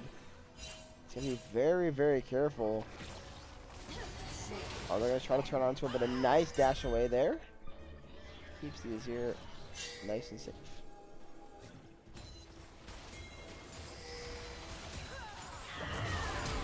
We're going to turn here onto Mono. Mono should not be long for this world. He is going to fall. Physic tried to flash in there, get the wild growth. But now that means there's no flash on this Lulu. A really nice pull the trigger play there by VIP, who now find themselves up a man. Oh, they have this hard splitting on the top side of the map. Azir is going to have to respond, or this Cassante, but I think this turret is going to fall. Pixel is going to stop the reset. So the split push finally paying off here. Huge, huge pressure. Here's the grand challenge. It's going to come down onto the bear, but I don't think he has enough to kill him. Marco should die. Actually get a flash in there from one punch. And eventually he's going to die. I am certain of it. Someone play the funny Goose Chase type soundtrack in the background, because that's what that was. And now if Small Brains find themselves with the advantage on the map. It looks like they want to turn towards this Baron. And might even just hit. Now Vi is coming out of base. Azir and Sivir absolutely shred this Baron. I think this is going to be a Small Brains Baron. I don't think there's any chance for a steal. Really nice, well executed by the team here. And there it is. Baron here at 26.5 minutes.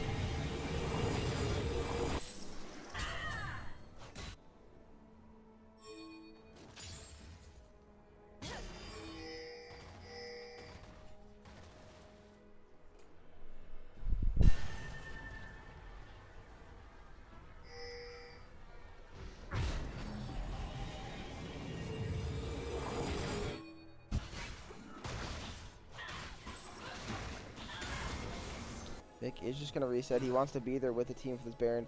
You do have really nice ward coverage here by Vancouver. You see 2 wards in the bot side jungle of Small Brains. One of them is going to get spotted out, though. But critically, one of them is still going to be there for this Fiora. So possibly look for a TP flank. Now, she is hard pushing, and Drake is spawning in about 10 seconds. More than likely, Soul Point should be secured here without much trouble here.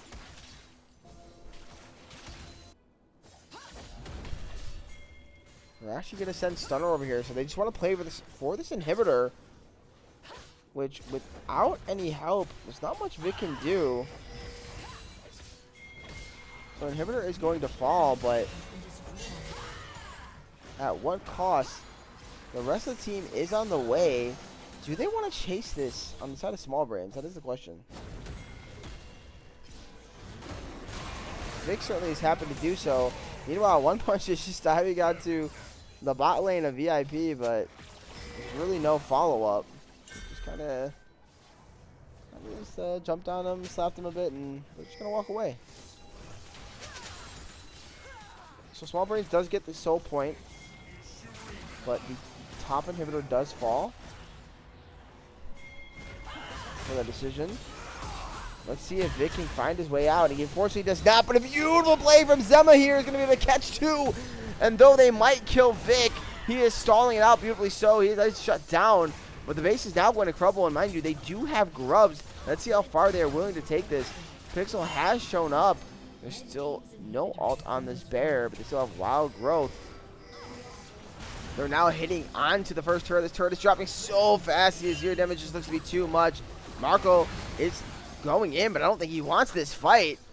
Taking so much damage. They do have 1 turret up. Still 15 seconds on Choros and 10 seconds on Marshall. Can they defend? They might just have to send it. There is no shockwave. The turret is going to fall. They're probably just telling team hit, hit, hit, hit, hit.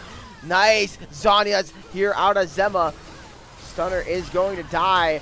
Zema's on the Nexus. Zema says, I will not be denied, and we are going to game 3.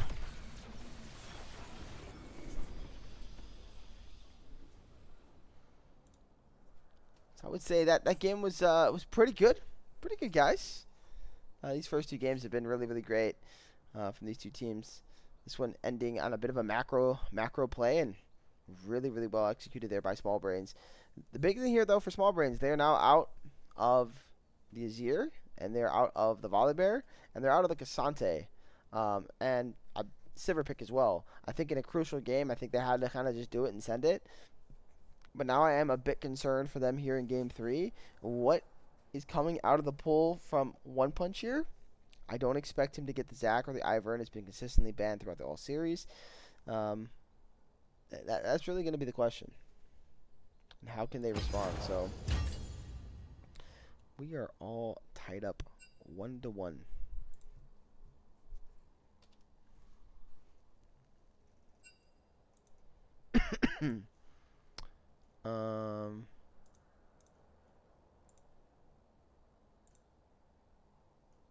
Is there a new link?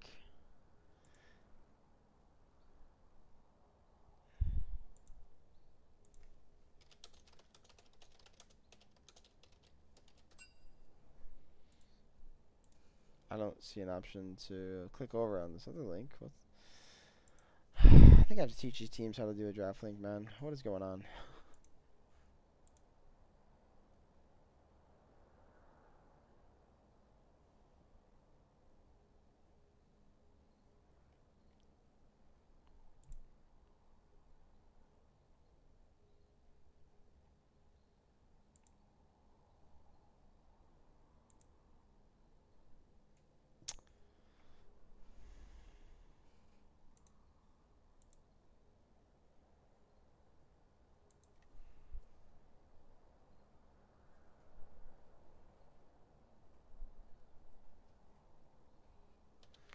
Well, I will just do this in hopes that I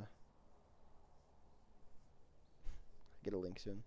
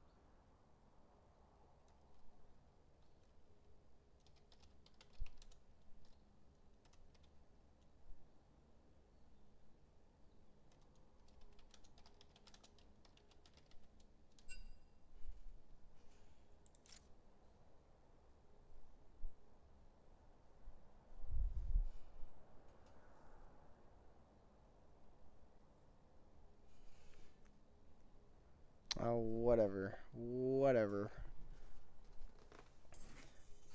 I didn't even mean to have my stuff open, but well, it is what it is.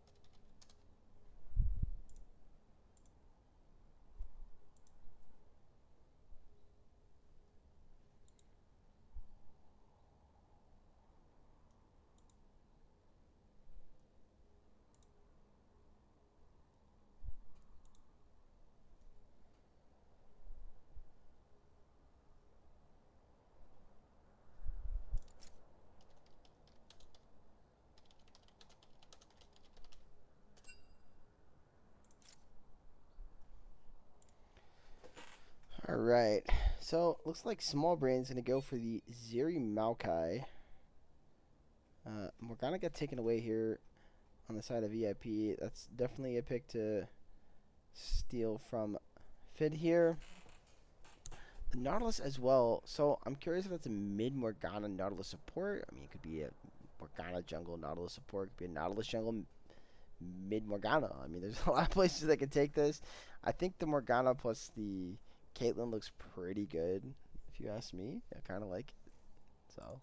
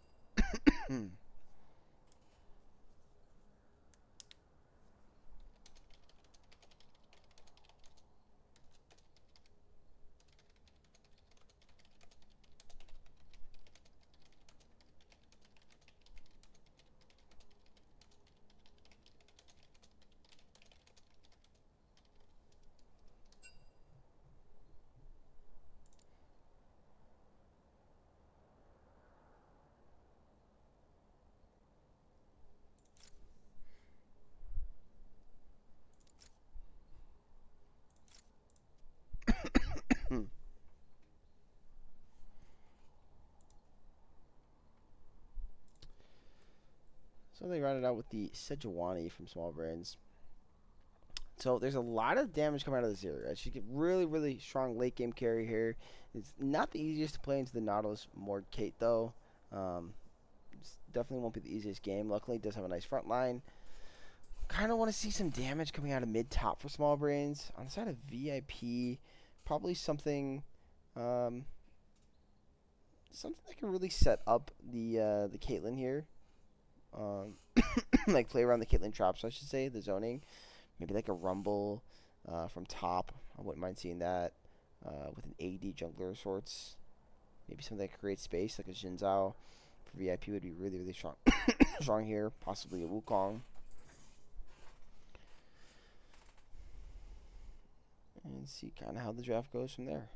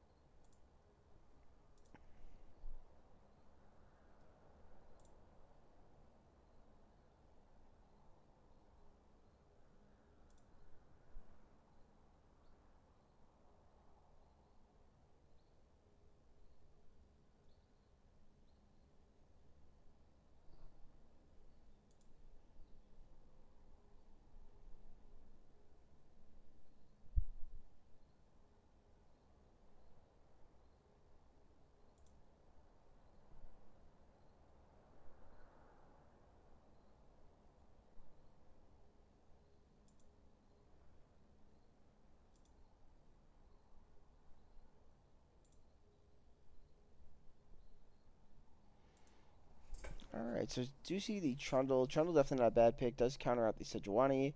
I do like the Rise coming out of Small Brains here. That appears to be the Rise in Midland for Zema, more than likely.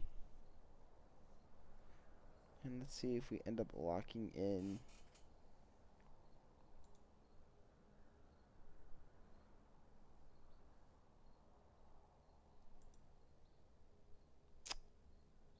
Next. Mundo. Okay. There's definitely a lot of damage to get through this Mundo. I mean, you got the Rise, Zeri, they're no slouches. But Mundo could be pretty terrifying late game nonetheless.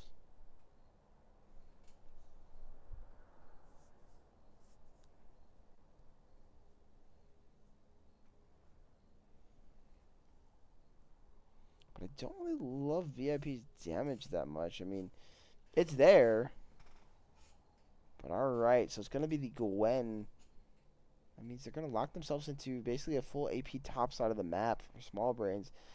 I mean, it's honestly just a full AP team at this point with the Zeri. So that could be a bit of a risky pickup here. Let's see if they end up locking it in.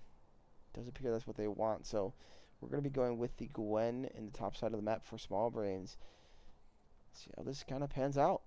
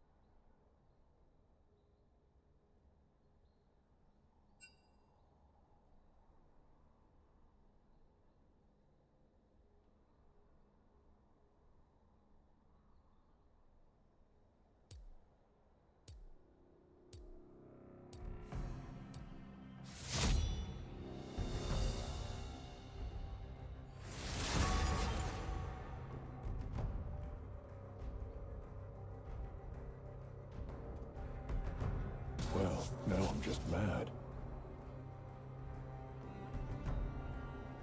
Think carefully, my friend. Happy to sit this one out.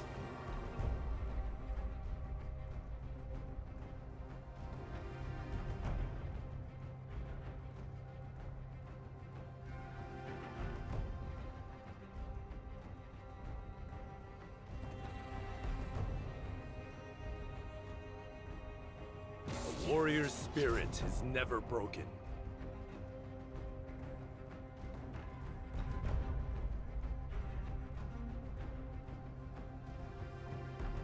Yeah.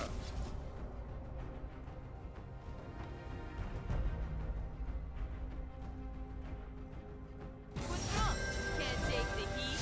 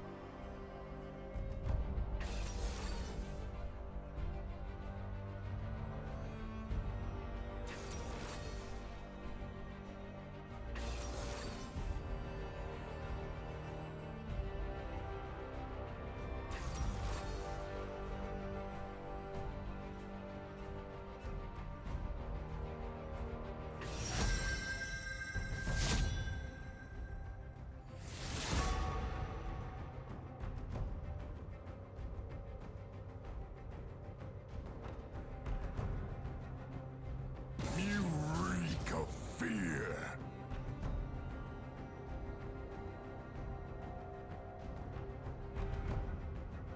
Come on, I won't hurt you. I promise. People fear what they cannot understand. Can't cage me for long.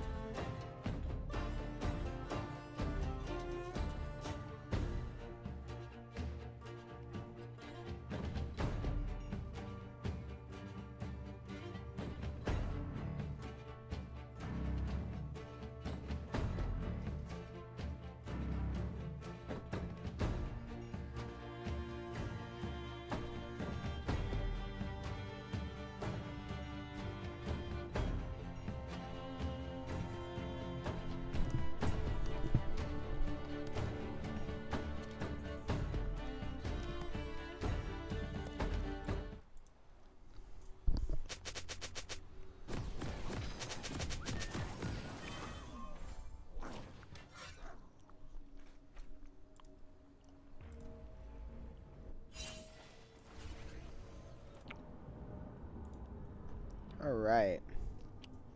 Here we are, game 3. For all the marbles. Welcome to Did I Summoner's say that? Give me a Rift. second, actually. Sorry. Okay.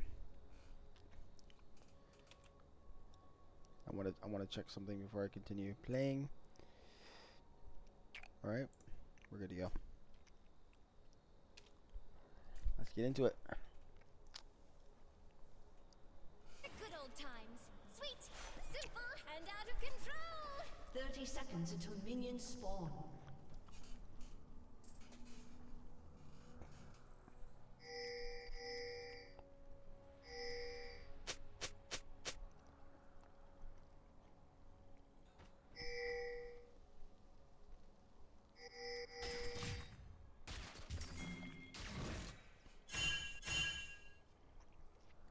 Fade is gonna take just a little bit of damage there. Minions have Everybody spawned. playing this game 3 very cautionary. I do not want to make any early mistakes.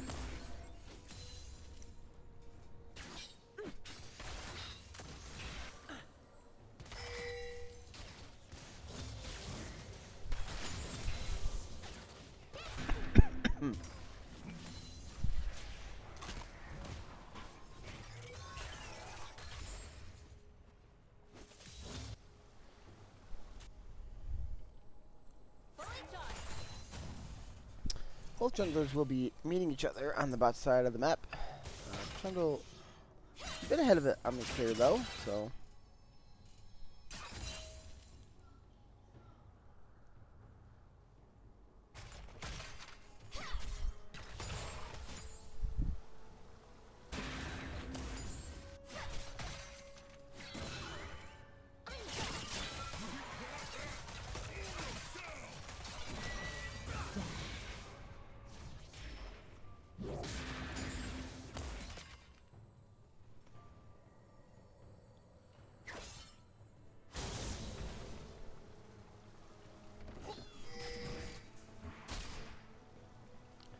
Thunder, as expected, gets to the scuttle first.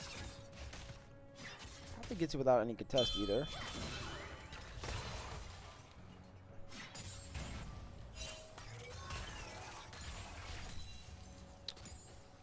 So he's just gonna go to the other side of the map, collect his own scuttle, and had a very quiet,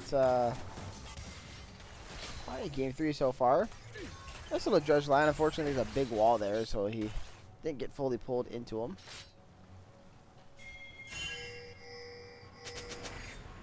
Oh, Sejuani is in not the best location here.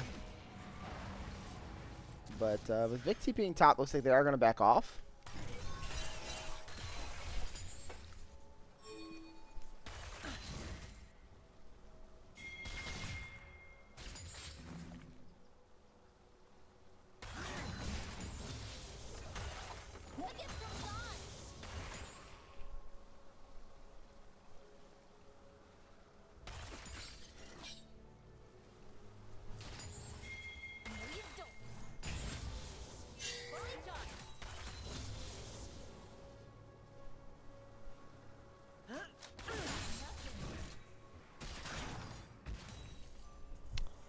Judge line, gonna go wide.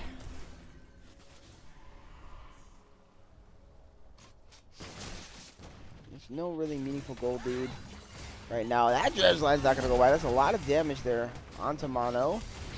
But wow, Churros actually trying to get back. Nice flash attempt in there from the Kate. Maybe not as nice as it could have been. But they do get the first blood, and now they're going to try to go ahead and kill this Mundo. Just barely not enough damage, but they do get him chunks pretty low, so he should be forced to reset here. And Small Brains, early game here, going well for them. Getting themselves up about 500 gold as a team. Unfortunately, that kill did go over to the Maokai in the bot lane.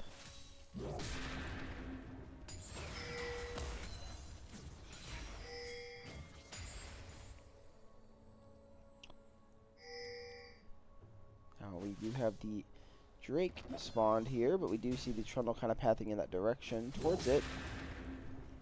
Is he going to hit it?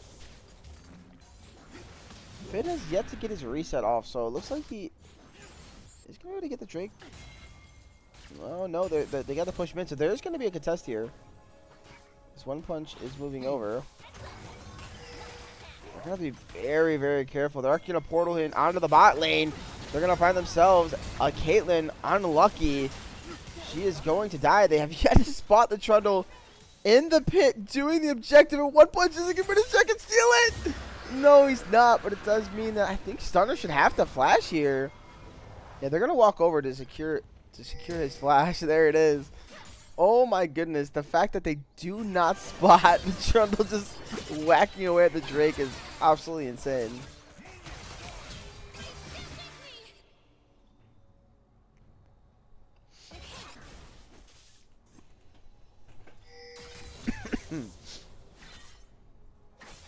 Yeah, with your bot lane losing early, I think this is actually pretty huge to get that Drake. Maybe you're able to play through another lane, maybe get these grubs off here now.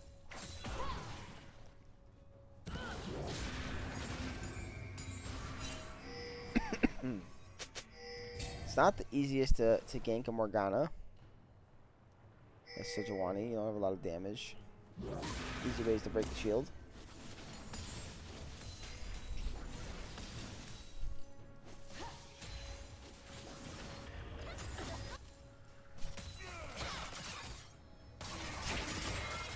Punch does get his level 6 off here. Meanwhile, Choros find himself in a really bad spot.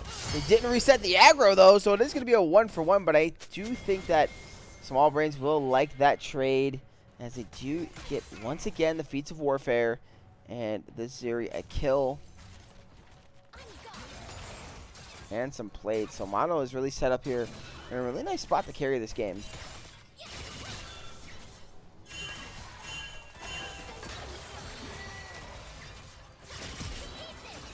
Vic gets the flash here,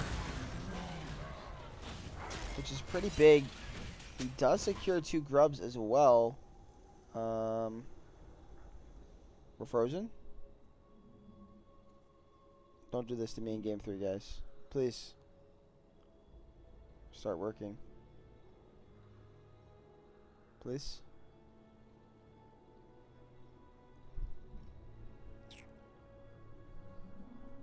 I don't think there was any pause in the chat, right? For us to be delayed like this? No?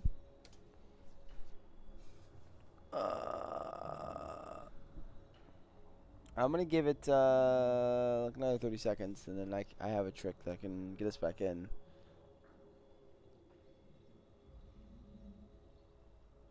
I don't know what happened, but this is no good. No good, no good. Alright, we're just going to have to exit the game. I really hope this bug is not back that we used to get. Okay. And we'll head right back in. Hopefully with no more problems. We might miss a little bit of the game now due to that, but there's only so much we can do. We are loading back in, so that is a good sign. Oh, we are back, and the girls were taken, and there's another fight, and people are dead. Great. So we missed about 2 minutes of the game. Doesn't look like too much happened. We literally just missed that the 2 kills here on the bottom side of the map.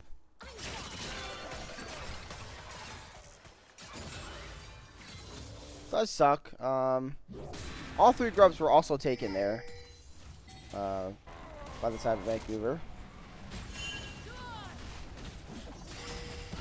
This is a bit of a risky play here by Stunner. He's going to get CC'd up. And this guy, he might have the tankiness to live. No, he does not. They're going to try to flash in there. A bit of a mistake here out of Stunner, thinking he could just walk right at them. End up giving his life. And now, Small Brains with a nice gold advantage up 2.5k.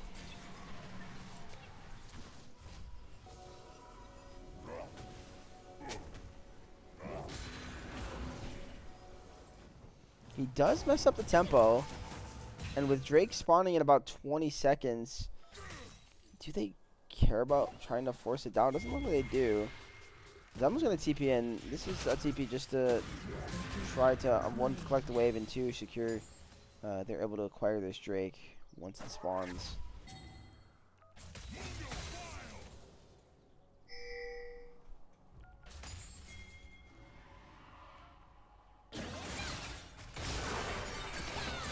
Vic gonna try to look for the 1v1 here onto Marco.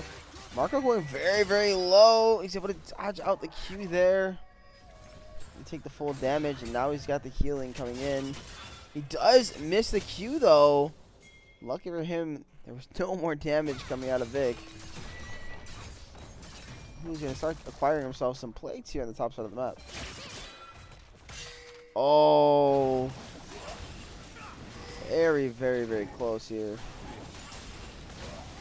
Vic almost took 1 more turret shot, and that would have been pretty sad.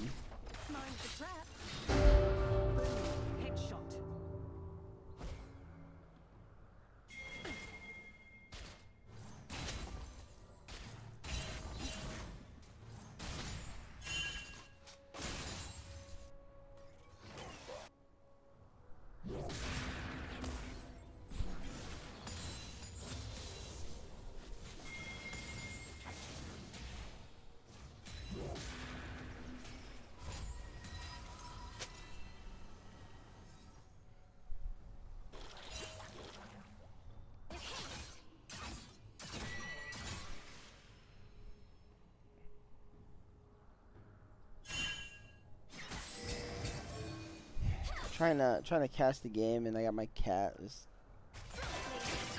hopping on my lap, distracting me. How can I focus on this League of Legends game when I have a fur ball cuddling up to me, guys? It's impossible.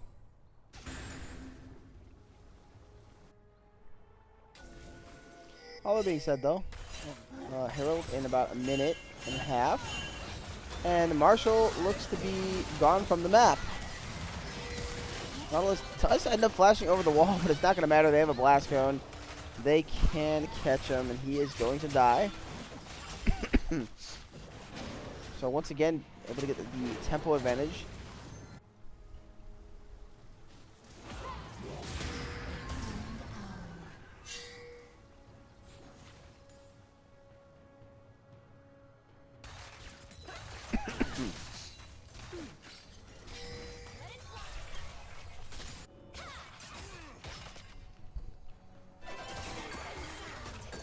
Oh, now Vic finds himself in a really, really bad spot against this Mundo here. Luckily for him, it looks like he does have backup. He goes really, really low, but he's able to walk out. And a flash in here from the Maokai should secure this kill. They're going to drop the Ignite. Mundo trying to flash away, but it's just going to be enough. As the Zeri picks up another one. And that mono was 3-0. Looking very, very strong.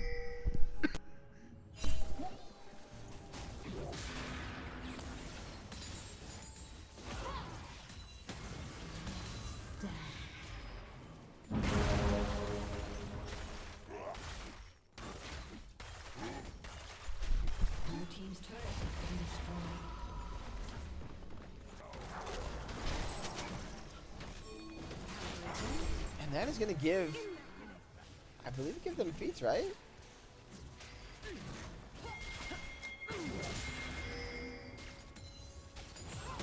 No? Oh, the mid-lane turret was taken. I didn't even notice that this whole time. Okay, so it was a trade in turrets at some point. And they're going to give the Herald. They're just going to play for gold. I actually really like the decisions here from Vancouver. I mean, you got the Trundle. You destroy turrets. And Rise is going to have to be careful. There is not a big wave here, but they can certainly dive him. So he's playing really very far off the wave. And that's going to be 2 turrets. So VIP going with a really smart strategy here. They know that they're down in kills. They know they really can't contest this Herald. And they still could battle here for feats if they so chose to do so. Pixel though is going to have to be very, very, very careful. He's in no man's land at the moment. But yeah, Drake not for another minute. I'm curious, do they just give feats and play for more turrets on the top side of the map? That could be a strategy here. They brought the gold lead to 2K or so, 2.5. So it is playable here.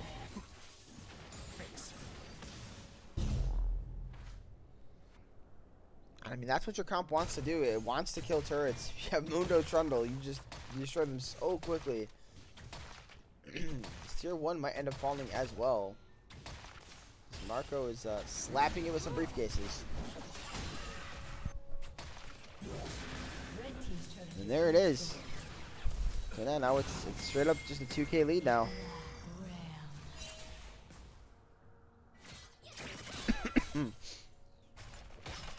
So now does Vancouver feel safe to contest this Drake? I mean, they are positioning like they want to do so. Trundle looks like he wants to reset though. How much gold does he have in his pocket?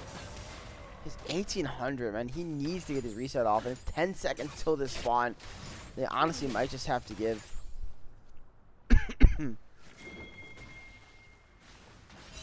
Here comes the TP in. Those are going to be some traps laid down, though.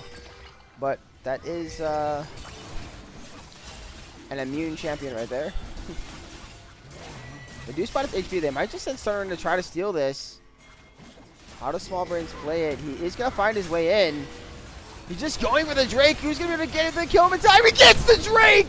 What a huge steal coming out of this Trundle.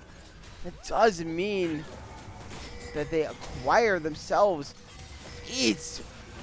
That could end up being important later on. Pixel's able to flash away as well. Wow. And that is how you execute a steal.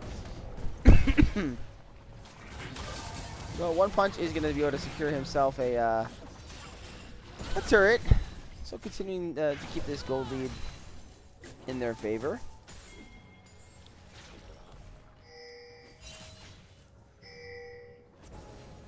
The goal here for the side of Small Brains, don't get tilted off of that Drake. Yeah, it sucks, but you still have a lead. You're up almost 3K in this game. Like, you're sitting in a really good spot. Zero is huge, scaling harder and harder. You just gotta say hats off to him, man. He gave his life for the objective. And they tried so hard to burn him down, but the subjugate was healing him just enough, man.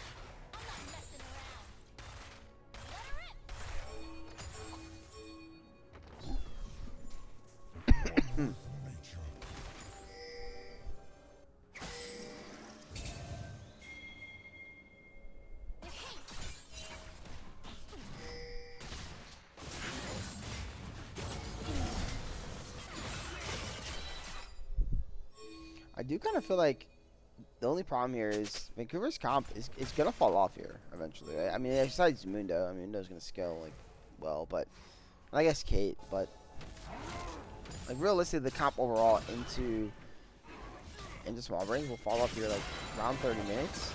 Zeri's going to scale very hard, as well as the Gwen. Like, these champions love the late game. Nice usage of the Sejuani ult. He's going to catch on to Kate. Kate is going to die. Marshall can do what he wants, but he cannot defend his team. Here comes the Rise teleporting in. He's like, give me something, guys. He gets to tickle Gets a tickle the Nautilus, get an assist. So now Stunners come topside. So Otacon will end up falling and going over to Small Brain. There is not going to be a contest. Vic does kind of feel like there's something going on here, right? All right, he kind of got the memo. He's like, all right, I gotta give this turret. Once again, just nice macro play here out of Vancouver. Understanding that they cannot contest. They're gonna actually hit on this tier 3, and Trundle is gonna kill this quick. I don't think Vic can clear it up quick enough. They might just end up killing Vic. No, Vic's actually gonna get the kill. It's a double kill out of the turret. Oh my! Vancouver, I thought they were doing everything so well, and instead of just killing the turret, which I think was the right decision, they try to dive the Gwen. Just make her a little stronger.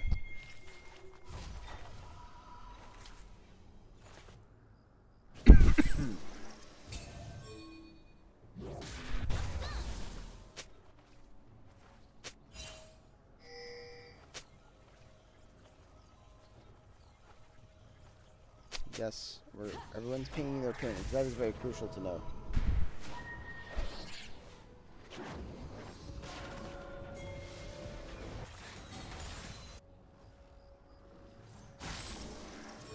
We do have a Drake coming up here in about a minute. Patient as a tree.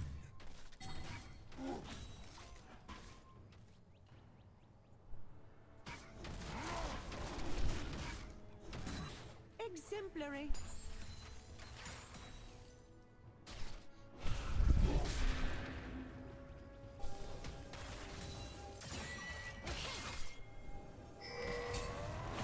Ooh. Fid has to be pretty careful there. If that pillar ended up going into a little bit better, I definitely could have been at that tree. Look, he's gonna walk out. Meanwhile, Mono is just going scorched earth and is just gonna solo kill the Caitlyn. He's in there. He said, I'm taking over this game. Give him the double kill. He's now gonna turn on to stun. A nice flash to get him out of the Sejuani the ulti. But in the end, that's 2 kills going over to the Zeri, and it should be the Drake. Wow, much contest.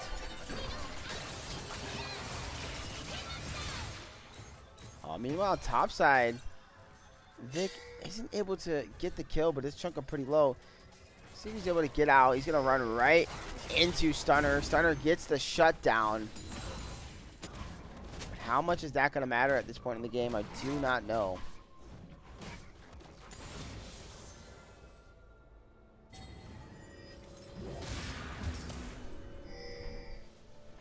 Pixel is able to stop Zema's reset.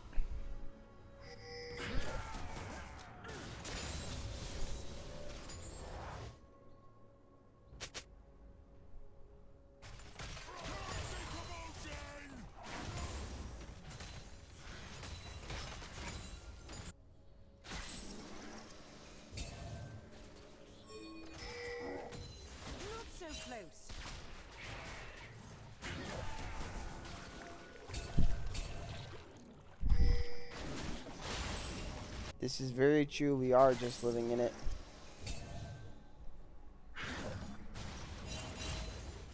Marshall? I don't know if that judge line is going to end up being worth it. That might be your life.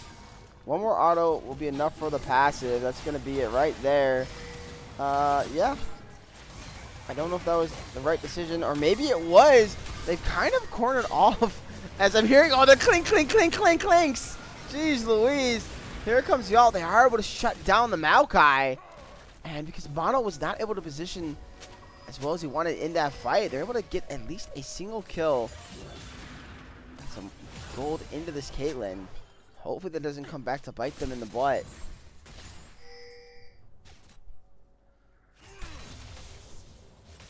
God, the clings, man. It's like a song. How many heart steals we got? 1, 2. Only have 2, but it seemed like we had like 5 there. What the heck? That was so funny.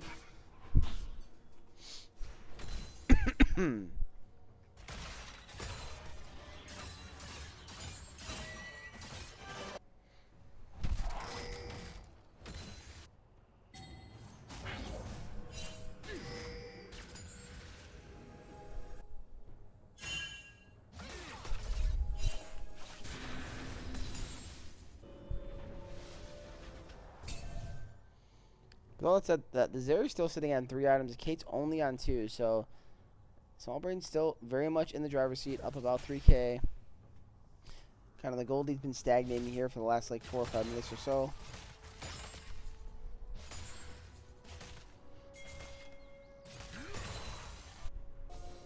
Baron is on the map. Zeri should be able to shred the Baron already quickly at this point. Something I wanted to check and I didn't get a chance to. How many... Okay, I keep tweaking. So they got 22 petals. How many petals they got? So it's actually even in petals right now, even though Smallbrains was able to acquire the Otacon.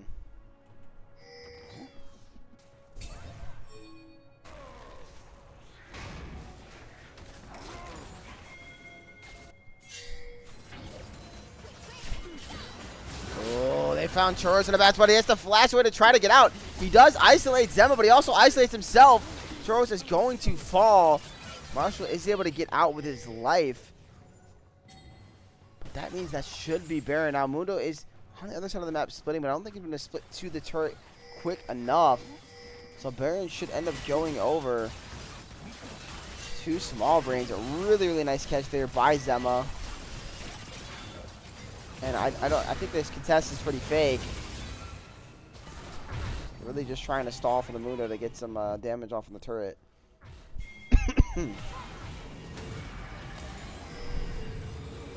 Which he's gonna get some. He's gonna get the proc off. Oh! Where did the turret go, man? What was that? Riot? It's almost the whole turret. Off one demolish proc. Oh, Stunner, you gotta be very careful here. Alright, he's gonna find himself being able to walk away. Drake's spawning in 30 seconds. Obviously, Smallbrains with the Baron, I think, gives them the best setup for the objective. They do chunk out Mono, though, a little bit. Oh, just barely not able to stop the reset.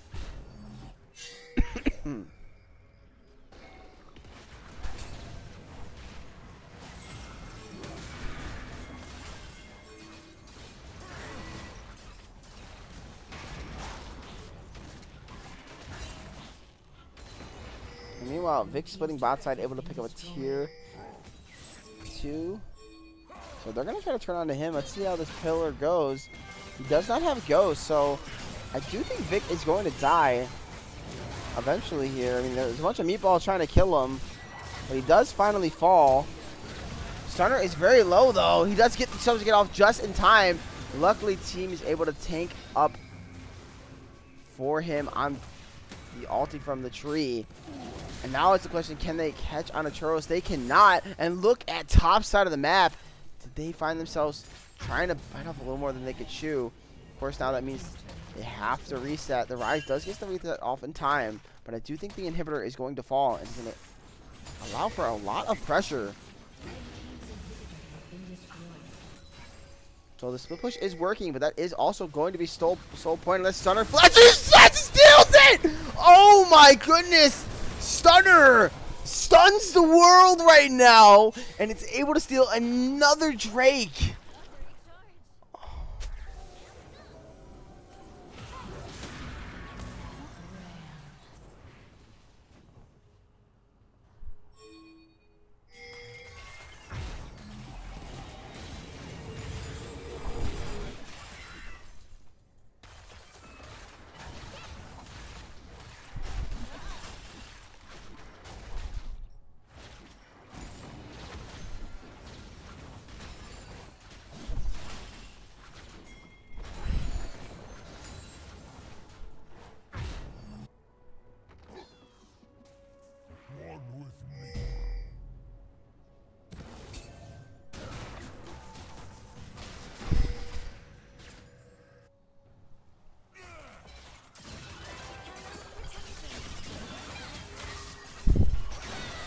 Bit of a 1v1 on the bot side of the map, and Vic is gonna win this all day, just chopping at this Mundo. Has the Ghost, but Mundo can just kite it out.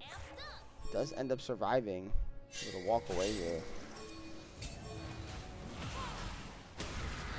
See what they're able to do for the base defense here. It luckily doesn't get trapped up.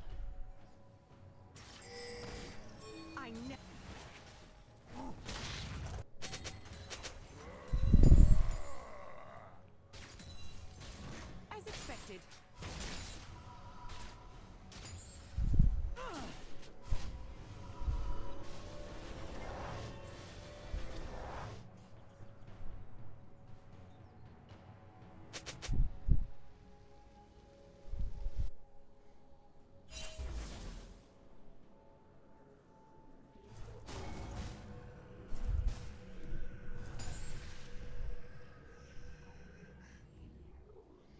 So Baron is a thing in about a minute and a half. And we got possible soul here for Vancouver coming up in about 2.5 minutes. So there's a pretty big gap between the two objectives. Top inhibitor is also, of course, down, which is pretty big.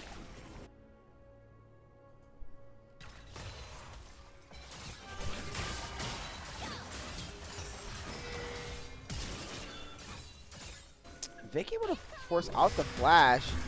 Now Pixel is going to have to be careful here. He does get the black shield oftentimes, so he's going to be safe. Not going to be able to pick up anything off of that play.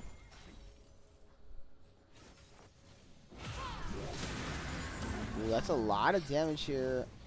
But Charles kind of misplaces that trap. Does not get it underneath him, so just keep enough of his HP. Baron's still not up for 45 seconds.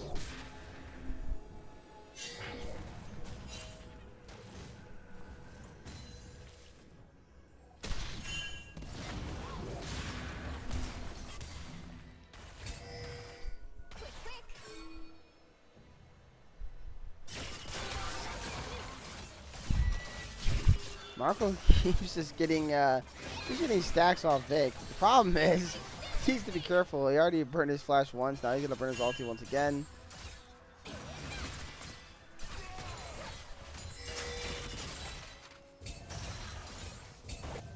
Alright, so Baron is now coming up. There's no ult on either top laner. Small Brain's just immediately sending it onto the Baron. They do have vision though. They're well aware of that. We're still watching top laner's duel. I think Marco's just trying to keep Vic from being able to TP. They're going to try to turn here on to Marshall. Marshall's going to drop everything to try to stay alive, but he's not going to be able to do so. They've found their way onto Pixel as well. 3 men coming for the Caitlyn too. Will Caitlyn be able to get out? Oh, nice drift there by One Punch, nearly catching out Choros, but Choros with a beautiful flash to keep himself safe. Meanwhile, Trundle has found himself into an interesting spot. Another Q. Oh, he's going to try to jump the ulti. There's a lot of damage. Mono's got to be really careful. He takes a bite. He's going to shut down. Can Choros turn this fight? He kills 2. He's fighting for his life. He does end up dropping, but 2 massive kills. And now they cannot hit the Baron, but can Stunner maybe stop a reset? He does find Vic. Fid, I'm sorry. This is huge. That means there's going to be 3 dead on the side of Small Brains. Oh my goodness, and Drake is up. This is going to be Soul. There's going to be a 3v2 advantage in favor of the side of Vancouver, and they want to hit this objective. Of course, Vic is just going to get in there. They're going to try to fight this out. He is going to drop the subject. There's so much damage. Can he survive? He's forced to flash away. It doesn't look like they have enough. Nautilus basically just in there trying to be a nuisance. Wait, Vic is going very, very low. Does the Mudo have enough? He doesn't. There's just no damage to kill him off, but they are going to find the Sejuani. Nice pillar, nice dredge line. Sejuani should eventually fall. No, she's still alive. There's so much fighting going back and forth. They're trying to find his way in there. We're trying to kill him. Oh my god, the Drake is secured. And that's going to be Soul for Stunner. This man does not miss his smites. The shutdown onto the Sejuani. The Caitlyn has arrived. Choros is hitting. Mono is so low. He's forced to run away. The Judge Light is going to land onto Zema. He does have the shield, but it's not going to be enough. He drops the Zanyas, but this Rise is going back to the grave. And the base is being ravaged. The inhibitor fell again for Small Brains during all of that. And now they have Soul. Unbelievable. Nothing is making sense. Choros is absolutely going off after being shut down early, and Stunner has secured 3 Drakes this game, 2 of them being steals, one with a blast, one with a flash, and one was just a 50-50 straight up. He's got the edge, and now Fid gonna walk in. He's gonna find himself gone from the map. Baron on the table. I don't know how Small Brains can contest. Zema is respawning soon, but he doesn't have any TP. He does have the ult. He has the Realm Warp if he wants to get in. But the Blast Cone is being guarded there by Marshall. He knows what his jungler did earlier. He's not going to give One Punch an easy way in. He's going to have to Q over the wall. But Marco is just going to try to turn onto him. The Baron is dropping very, very low. Oh my god. The damage onto Mono. The depth from below is just too much. How are they able to maybe get the kill on the Mundo? They are. They do get him off the map. And now Vic's going to get pillared up. Might have been off too much. And he ends up falling. It's just 2 men alive to try to defend the base. Fid6 is coming up here in about 2 seconds. But I don't think the Maokai matters too much in this circumstance. 4-man pushing this Caitlyn absolutely big. Going to chunk these turrets. They have Grubs. They have Baron. They have Soul. And they might have the hearts of Small Brains. What can they do? Zema, can you be the hero? He's going to try to clear the wave. A lot of damage, though, coming out of Zema. Nice usage of the Maokai ulti to try to stall. Mono is up in 15. Oh, no. Zema is going to get caught there by the binding. He is going to be on top of a trap. He's going to take so much damage. Fid6 is going to try to go in, but it's not going to matter. Double kill for the Caitlyn. Zeri is coming up in about 5 seconds, but she has no ult. The base is crumbling. VIP is hitting the Nexus, and this is going to be a crazy comeback by Vancouver as they secure the series.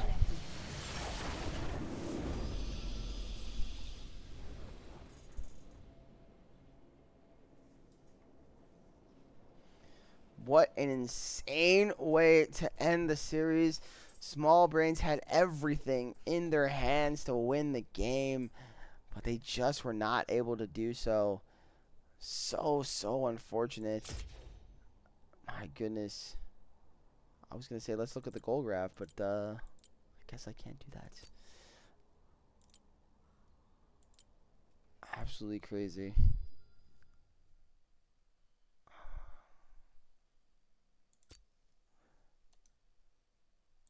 Actually, I can look at the goal graph. I wanted to check that.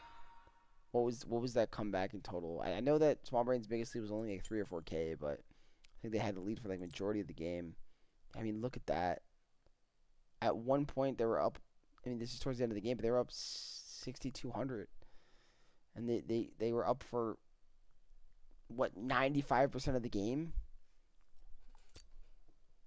Oh, so unfortunate. So unfortunate.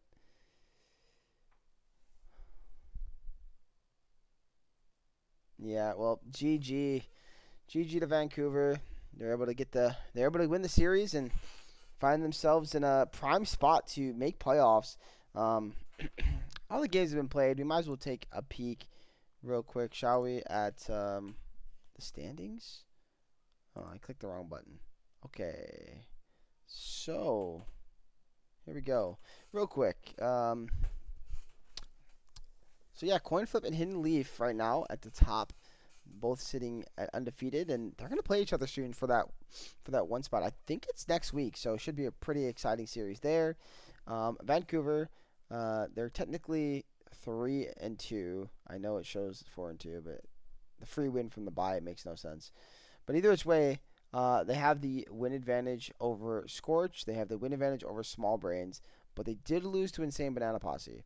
So, as it stands right now, Vancouver pretty much is a lock for playoffs, barring some really crazy stuff that could happen, which is basically just, number one, Insane Banana Posse winning out, and then Vancouver losing. I mean, those are the things, right?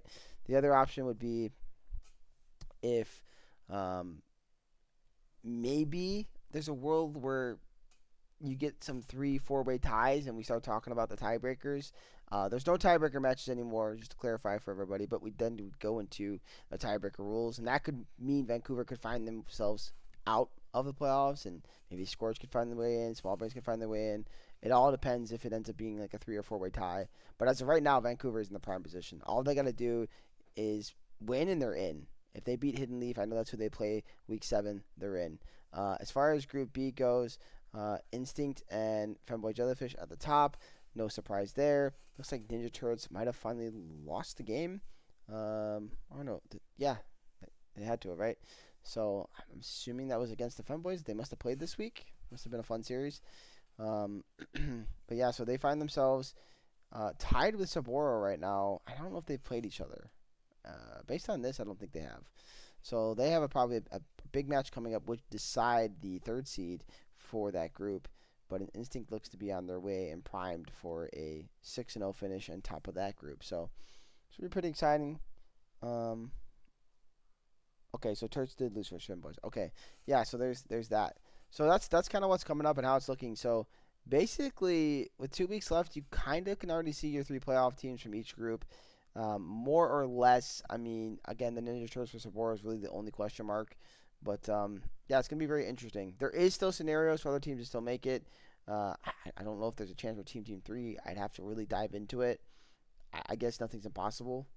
If we really, maybe they still haven't played Ninja Turtles Saboro, and they can cause a crazy 3-way tie, and then it goes into tiebreakers. And then, again, we look at that. Which starts with match record, I believe, if I remember correctly. So, and that's kind of the same thing with Group A. But, man, what a day of League of Legends. Congratulations again to Vancouver, and thank you everyone for coming out and watching the stream. So I do appreciate that. And okay, so Turts has a hard way into the playoffs, is what you're saying. There's a world where Saboro could drop another game as well before playing Turts. Well, actually, it doesn't matter, right? If Ninja Turtles doesn't have to win next week to be in, but if they do, it gives them better odds, obviously. But I mean, either which way, if they just beat Saboro, they're in the last week. So, but yeah. Anyways, yeah. So thanks everyone for watching the stream. It's been a really long one. So I'm gonna go ahead and get out of here and enjoy the rest of my night. So GG, and I will certainly talk to you guys soon. Midwest Weekly, probably Monday. Expect that to come out. Cover these 2 weeks. Also, sorry about that again. All right, bye.